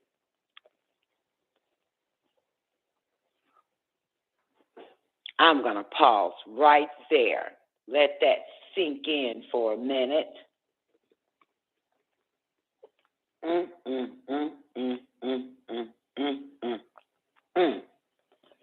Gershner and Eugene Saginer collaborated on the TBI studies. Gershner did the first one, and Saginger did the last one. The locations included MD Anderson Cancer Center in Houston, Baylor College of Medicine in Houston, Sloan Kettering in New York, University of Cincinnati College of Medicine, and Oak Ridge, Tennessee, between the years of 1951 and 1974, studying about 500 patients. The TBI experiments were only a subset of the radiation experiments on human subjects that included plutonium injections, radioactive isotope studies, and many others. Vanderbilt University Hospital prenatal clinic, y'all. Oh, they go. Vanderbilt University Hospital prenatal clinic hosted 850 pregnant women to a secret study using radioactive isotopes, iron-55 and iron-59. That's what's in them prenatal pills you dumb hoes took. I never had prenatal and never will. Doesn't trust these motherfuckers. It's called intuition. The pregnant women were given a cocktail and told it was vitamins for their unborn child. Free health care was the lure used on the economically disadvantaged women.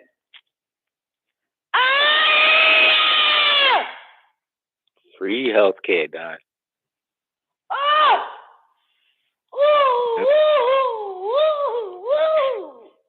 Nothing is ever really for free. Ain't nothing free. Boy, ain't nothing free. See what happened when they gave you niggas free education. Made you dumber. Free health care was the lure used on the economically disadvantaged women. Helen Hutchinson was 6 months pregnant and visited the clinic in July 1946 seeking treatment for nausea. You stupid bitch. You didn't go to other women tell you, bitch, we throw up. That'll pass later, dummy. But 6 months, well, I might have threw up once at 6 months. Baru said we. She just took her ass to Jamaica, huh? Bah. Yeah, she was given a cocktail by the doctor and told to drink it, and it will make her feel better. Several months after the birth of her daughter, her hair fell out, and she developed blisters, anemia, and later had life-threatening complications after several miscarriages. Her daughter, Barbara, was always tired as a child, developed an immune system disorder, and skin cancer. Many of the mothers and children exposed to radioactive iron developed strange afflictions, rashes, anemia, blood disorders, and cancer. Paul Hahn, the principal investigator in the study, was a protege of Stafford Warren and had worked with Robley Evans. Hahn wrote that iron-55, with a half-life of 5 years, was too hazardous to be given to humans and had no therapeutic value. Yet, he used it in this study, which was partially funded by the Rockefeller Foundation. Fuck the Rockefellers! Fuck the Rockefellers! Fuck you Rockefeller! Fuck you Rockefeller! Fuck you Rockefellers! Fuck you Rockefeller! I'm gonna do a song called that shit. Fuck you Rockefeller! Fuck you Rockefeller! Fuck you Rockefeller! Fuck you Rockefeller! Fuck you Rockefeller! Fuck you Rockefeller! Bitch! Okay, moving right along.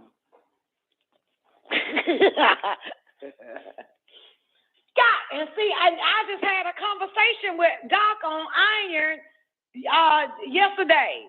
You know what I'm saying? Doc got quiet and shit. I said, well, I'm sorry, Mr. White Man taught you and you didn't hear from Dr. York to unteach you, motherfucker. Yep. He don't like when I know too much. He don't like when I shit on there, all that textbook bullshit he don't learn and Dr. York ain't confirmed it. But he don't like that shit. He has both studies. Yeah, but he doesn't have it's fucking. He doesn't have common fucking sense. He don't have common fucking sense. That's why I told that nigga. I said, I'm sorry, Mr. White Man taught you, and Dr. York have not taught you what I'm just teaching you now. No. Yep. Took the iron instead of the manganese. Yeah, because he can't ask me where I get it from, because I can't tell him Holy Tablets, bitch. It's called common sense, motherfucker. Can't tell you, Dr. York said in the class. No, bitch. I got more sense than y'all was here before, man, bitch. So you know I know. What the fuck? Here before all this shit, bitch. Telling him, because I just basically told him, I said, motherfucker. I said, look here, you little black ass motherfucker. That's what you got to tell him, motherfucker. I said, look here, you little jive turkey. Oh, because this motherfucker want to tell me my cycle is irregular. I said, look here, motherfucker, you black ass jive turkey. First of all, no, okay, let's go back because it's all coming back now. I said, look here. First I said, look here, motherfucker, you black ass jive turkey taught by the man.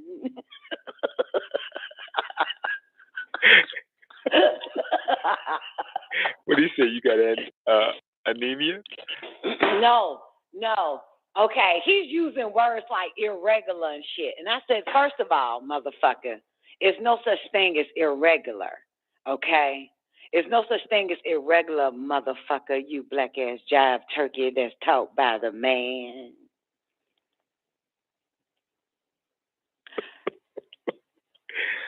He was like, you're losing estrogen or some old shit. I said, first of all, you black ass jive turkey that's taught by the man. Estrogen is not fucking real. It is synthetic.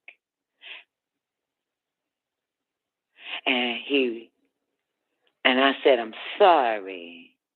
The man that you was taught by, you black ass jive turkey, didn't tell you that.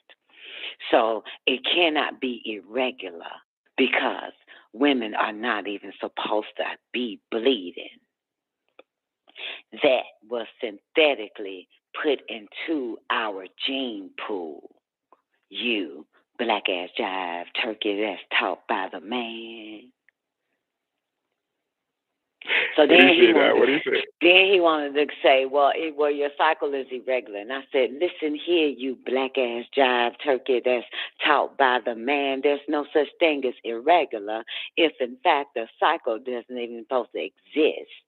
They put it in the foods. They put it everywhere before you and I was even born. Before you and I was even born, you black ass jive turkey that's taught by the man.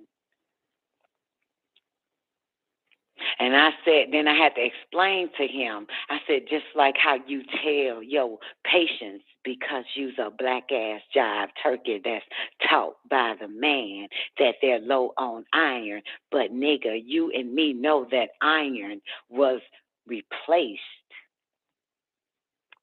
and magnesium was lost. And this is the damn truth right here, you black ass jive turkey that's taught by the man. And you want to say there's an iron deficiency in people, but there was no such thing as iron at all. Yep. And to look at your black ass and to see, nigga, that you are a product of a lack of magnesium because now you are rusty, black ass jive turkey that's taught by a man. That type of conversation I had to have with this nigga. So he ended up getting quiet and shit. Because, first of all, everything about us is irregular. That's what I was trying to tell this nigga. Stop saying irregular, motherfucker. All this shit is irregular. Nigga, a bitch ain't even supposed to bleed, motherfucker. That's regular. A bitch that bleeds is irregular, whether it's 1 day, 4 days, 5 days, 6 days. That's irregular because a bitch ain't supposed to. Just like your black ass ain't supposed to rust, no, motherfucker. And I said the same way how y'all motherfuckers now is yelling at protein. But motherfucker, protein came and hit the planet 250 million years ago, and that's how protein got in the system. So what was we living on without protein? You black ass jive turkey that's taught by the man. So I had to set that straight. You feel me? Newbie, like, motherfucker, bag up, man. Absolutely, this is a Doc. disease. He knows I said, but people think this shit is regular because it's been passed on from mother to daughter to mother to daughter. But this shit is not regular. To bleed is irregular, motherfucker. And to finally hit menopause, this is called something natural because we need to be losing the fuck out of this estrogen ass because it's synthetic. White man created that shit. Same way they put iron in them damn bitches. Iron is dangerous. Bacteria multiplies on iron. Bad bacteria. This has been an experiment for a very long time, these diabolical motherfucker. You know what 6,000 years really is, my brother, my sister? When they was given the power to rule for 6,000 motherfucking years. Do you honestly think that what the fuck we've been going through, our mamas, daddies, and all of that health-wise is some natural shit? And this recessive beast, sick fucker that's jealous of us became doctors and scientists and physicists. And you think that what the fuck we got right now and our children got is normal? That shit ain't fucking normal. That shit ain't healthy. None of this shit else.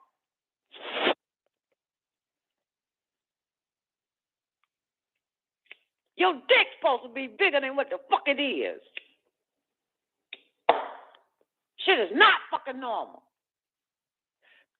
Shit is not healthy. None of this shit is healthy. Now, that's what I said, move it to him. Now, let's go back to these dumbass pregnant bitches on some goddamn iron fucking drinks. Anyway, Helen, Rockefeller, that's what the fuck I was. God damn it, funded by the Rockefeller Foundation. Helen Hutchison's husband had landed in Europe on D-Day and had personally helped liberate Buchenwald concentration camp. The Nazi doctors who worked in the camp may have been some of the very men who participated in the radiation experiment on his wife and unborn child. How about that? The chicken came home to roost, didn't it? Sure or did. Karma's a bitch. They used his wife. This nigga was part of the radiation camp, and his wife walked up in that bitch complaining of nausea and everybody's fair game, Doc. What the fuck?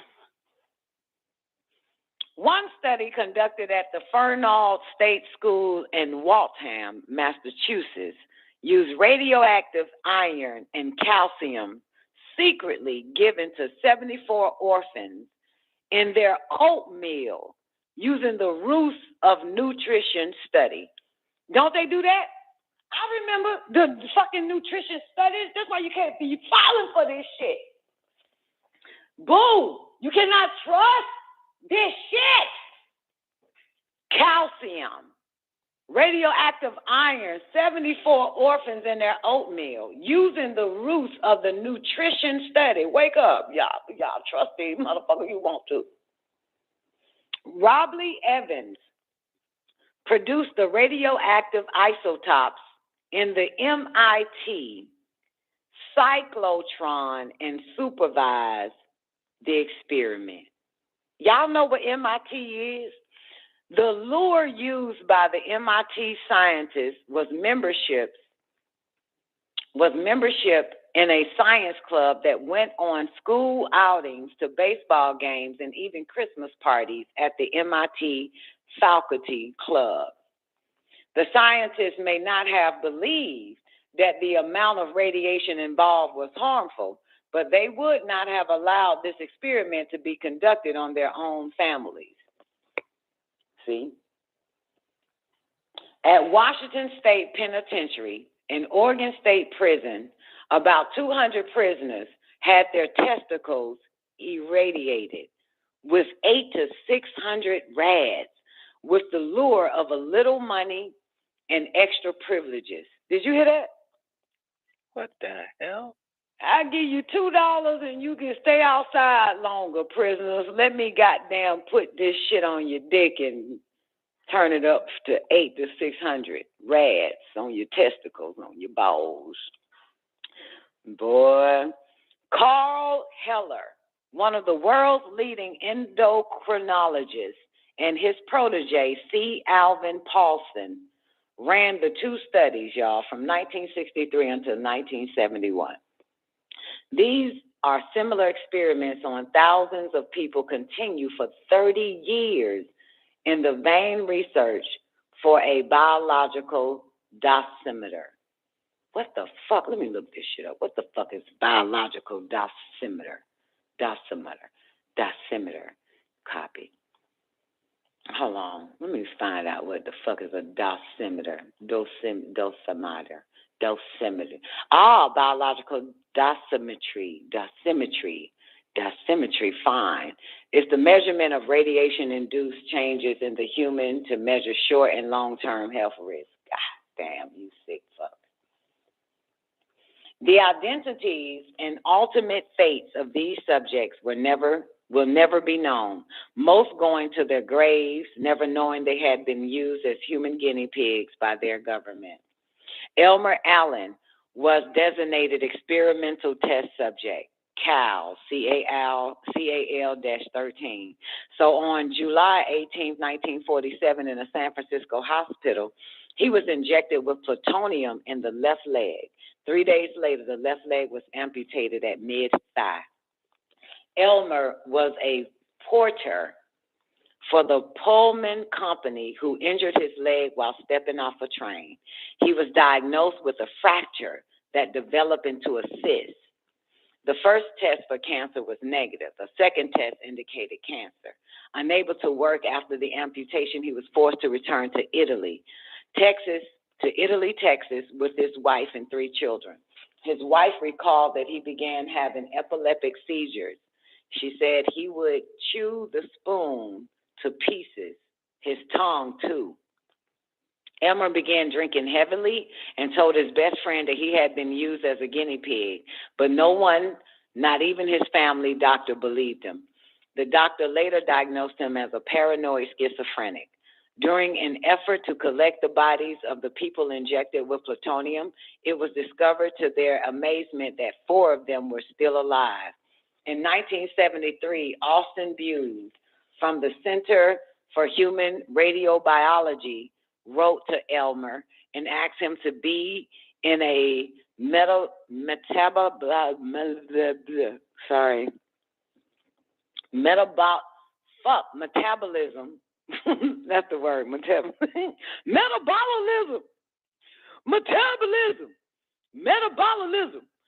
A metabolism study. He and his wife were brought to Chicago, and Elmer's urine and feces were collected for 2 weeks. The trip was paid for. Elmer's received $140 plus $13 a day expenses. X-ray revealed bone damage consistent with radiation. 1 year after Elmer's death, the family was contacted by a reporter and learned that Elmer had been a human experimental subject and the family had been lied to for 44 fucking years. Elmer Allen died in 1991. His headstones reads, Elmer Allen, 1911, 1947, Cal, 13, 1947 to 1991. They was using, nigga, remember they said 40 years? They fucking used this nigga in an experiment for 40 fucking years. 1991. one of America's nuclear guinea pigs. That's 1991, yo. Slow death. That's on his goddamn head. That's on his headstone. They put all of that shit. The family did. One of America's nuclear guinea pigs. Wrote that on his headstone too. Let people know that shit. Y'all still trust these people? On December 7, 1993, Secretary of Energy Hazel O'Leary ordered her department to open classified files covering projects that had involved the use of human beings as guinea pigs since World War II. A major project was initiated to identify relevant documents. The index itself runs to 150 pages. Following his testimony from Elmer Allen's granddaughter before the President's Advisory Committee on Human Radiation Experiments, March 1995, did what she say? I saw him as a depressing sight, joyless, unanimated, with a damaged head and a broken spirit. During his lifetime, I saw him as a burden rather than as an asset to my grandmother, as she waited on him, pampered him. My mother, I recall, resented this treatment while she contended that he didn't do his share for the family. She recalled a life of living with a father who, when not on an alcoholic binge, suffered from frequent seizures, which had to be endured by the rest of the family. My uncle, on the other hand, did not seem resentful, but I often felt he must have been disappointed in a father incapable of playing a simple bat and ball game or merely offering a positive life outlook. My grandmother said it wasn't always like this. She said my grandfather was once a vibrant and handsome Pullman porter, a hard worker who wanted only the best for his family. When I was younger, I liked to do puzzles from the newspaper, where you find words hidden among random arranged letters. Since my grandfather spent most of his time sitting alone, he would sometimes complete these puzzles. He would sometimes complete these puzzles together. We would sometimes complete these puzzles together, and eventually he began saving them in a neat stack and worked on completing them himself. In the springtime, I saw him take brown paper bags and make kites for the kids down the street. He once made a pen for my pet rabbit. He often talked of feelings in his missing leg and would shudder and make comments like, "They must be working on my leg today." Wow. You heard that shit? Because you know the leg is still alive some goddamn well. Remember the movie The Hand?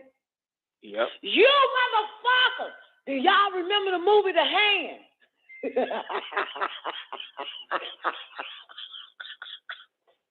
Go watch the movie The Hand, goddammit. Swank, you can't watch a scary movie. The hand, girl, man, hand got cut off. That nigga hand kept up doing all the killing and shit. Oh my God, this has been one of my favorite scary movies when I was a little girl. The Hand.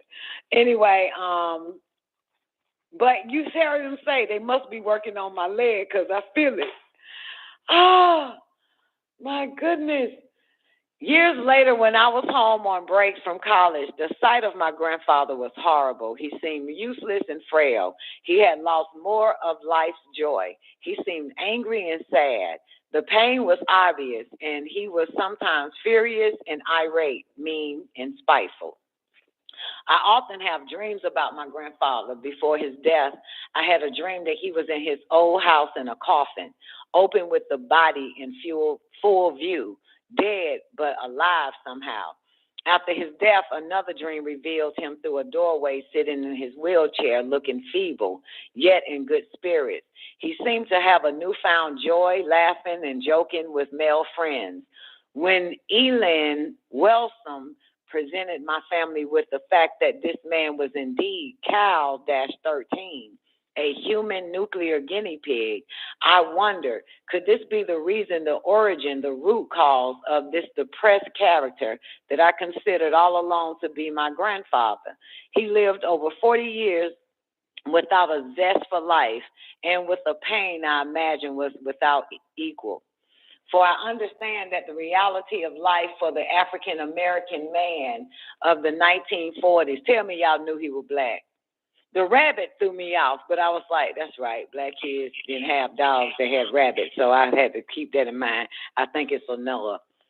Y'all know it was a nigga? No, I didn't know that, A nigga. I had a feeling it had to been a nigga. But when she said he would make a pen for my pet rabbit, I said, I don't know, it might be white girl. Might be a white, but I said, nah. First guinea pigs outside the military is niggas. Yeah, newbie. Yeah. So her said, for I understand that the reality of life for the African American man of the 1940s was already a predetermined bleak one, dictated by the white man's tyrannical power of economics, politics, and to a certain degree, basic freedom. Being born a black male was already a handicap. Having a limited education was a further handicap. Then to add a physical handicap due to being basically tricked into donating a body limb for science. With all of this in mind, I now understand how alcohol could relieve his reality, how depression and schizophrenia could take control of his life, how his feelings of hopelessness shattered such a promising future. In my most recent dream, I saw my grandfather with both legs, standing with confidence and strength of character I never saw in real life. He had a young appearance. He had a look of joy on his face, and he seemed content. This statement is signed April D. Whitfield, granddaughter of Elmer Allen, March 15, 1995. Good afternoon. My daughter, April Whitfield, and the other survivors of Elmer Allen are determined that the truth about his plutonium injection and subsequent leg amputation be made a part of the public record. We continue to be appalled by the apparent attempts at cover-ups, the inferences that the nature of the times, the 1940s, allow scientists to conduct experiments without getting a patient's consent or without mentioning risk. We contend that my father was not an informed participant in the plutonium experiment. He was asked to sign his name several times while a patient at the University of California Hospital in San Francisco. Why was he not asked to sign his name permitting scientists to inject him with plutonium? Why was his wife, who was college trained, not consulted in this matter? It is my hope that history will not be rewritten in committees who claim they do not understand the actions of the scientists of 1940s, those who claim that poor and disenfranchised African American men cannot be hoodwinked by his doctors. I hope you will understand that just as Jewish fathers were placed in the ovens at Auschwitz, my father, Elmer Allen, was placed in his own private oven here in the United States of America. He was left there for 44 years, and the scientists occasionally took a peek inside to see if he was still alive. His survivors are pledged to tell the truth about this experiment for the next 50 or even 100 years if necessary, so that future generations will have more than lies, have truths, and inconclusive reports when attempting to recount this real-life horror story. Thank you. I didn't know I had 10 minutes because I would have a lot more to say, but I thank you. They been doing a movie on Elmer Allen. The fuck Oprah and them fuck boys are doing over there, doing gay ass battered women and AIDS men and shit in films. If you fucking white man niggers, fucking Daniel Lee Daniels and Oprah fucking Winfrey and Tyler fucking Perry, you motherfuckers better do a movie on this nigger here. The fuck better get off the white man's dick and find that family. Fuck is wrong with y'all? Better expose that damn cracker you love.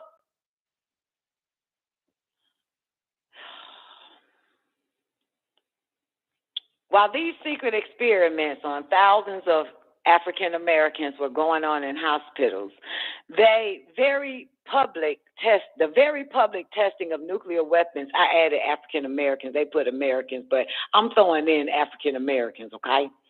While these secret experiments on thousands of African Americans were going on in hospitals, and very public testing of nuclear weapons lasted from 1945 until the Test Ban Treaty in 1963. Approximately 253 above-ground tests were conducted in the Pacific and in the U.S., in which nearly 400,000 military personnel took part. The external dose of the external dose of beta radiation was measured by badges, but these were not distributed in significant numbers. The badge did not measure the dose from other external particles such as alpha, gamma, or X-ray radiation, nor did it measure the ingestion of small particles that lodge in tissues and do continuous damage. Some of the troops felt immediate effects of radiation poisoning and developed lifelong complications, while others became sick many years later. Bill Scott of Camarillo, California, was a former Army Air Force photographer who filmed some of the nuclear tests. According to Helena, his widow, starting in 1955, Bill had nosebleeds, backaches, and coughing attacks, followed by vomiting, nausea, and upset stomach. His nosebleeds would last for days at a time. His teeth rapidly decayed, and his feet became dry and scaly. In 1971, he was hospitalized for a test that found bone cancer that spread rapidly, and 6 months later, he was gone. The Atomic Veteran Newsletter published the following statement: "We were the victims of radiation experiments too. They exposed over 200,000 of us in over 200 atmospheric, atomic, and hydrogen bomb tests between 1942 and 1962. They deliberately bombed us with nuclear weapons and exposed us to deadly radioactivity to see how it would affect us and our equipment in nuclear warfare on land, sea, and air. They didn't need our informed consent because we were under military discipline. They devalued our lives too. They made us sterile. They crippled and killed our children. They made widows of our wives, then denied repeatedly and publicly that there was ever any danger. Say the lie often enough and people will believe it." I'm going to stop right there because I got 4 minutes remaining. And are you guys enjoying this juicy juice? Yeah! Y'all enjoying this juicy truth? Huh? Well, tune in tomorrow night and I'll give you some more of this juicy truth, okay? Because you know they still doing shit like this, just in a more sophisticated way, more sublime way. You want some more of this juicy juice? Juicy truth it is. You're only going to get it right here on WGAG Radio, the greatest show orbiting the fucking planet. It's the Nicoleone Show, man. And I'm going to leave you motherfuckers with this last goddamn saying. What's the last saying? Say the lie often enough and people will believe it. That's just how it goes. That's just what the fuck they do.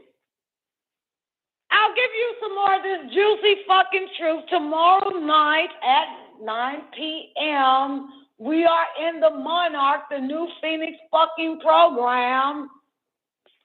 God damn it, what page I'm on? I'm on page 16. That's what we're going to start off. Don't forget, that's what page I'm on, 16, God damn it. Any last words? Of course not. Love you guys. Man of the Hour is up next. Going on in the after fucking party. I'm Don Nicoleone, and I'm signing the fuck out of here. And I'll see you motherfuckers in the new day. Y'all have an awarding day, because my day has just begun, and some of you motherfuckers sleeping for the dead. Go die. Peace. Radio.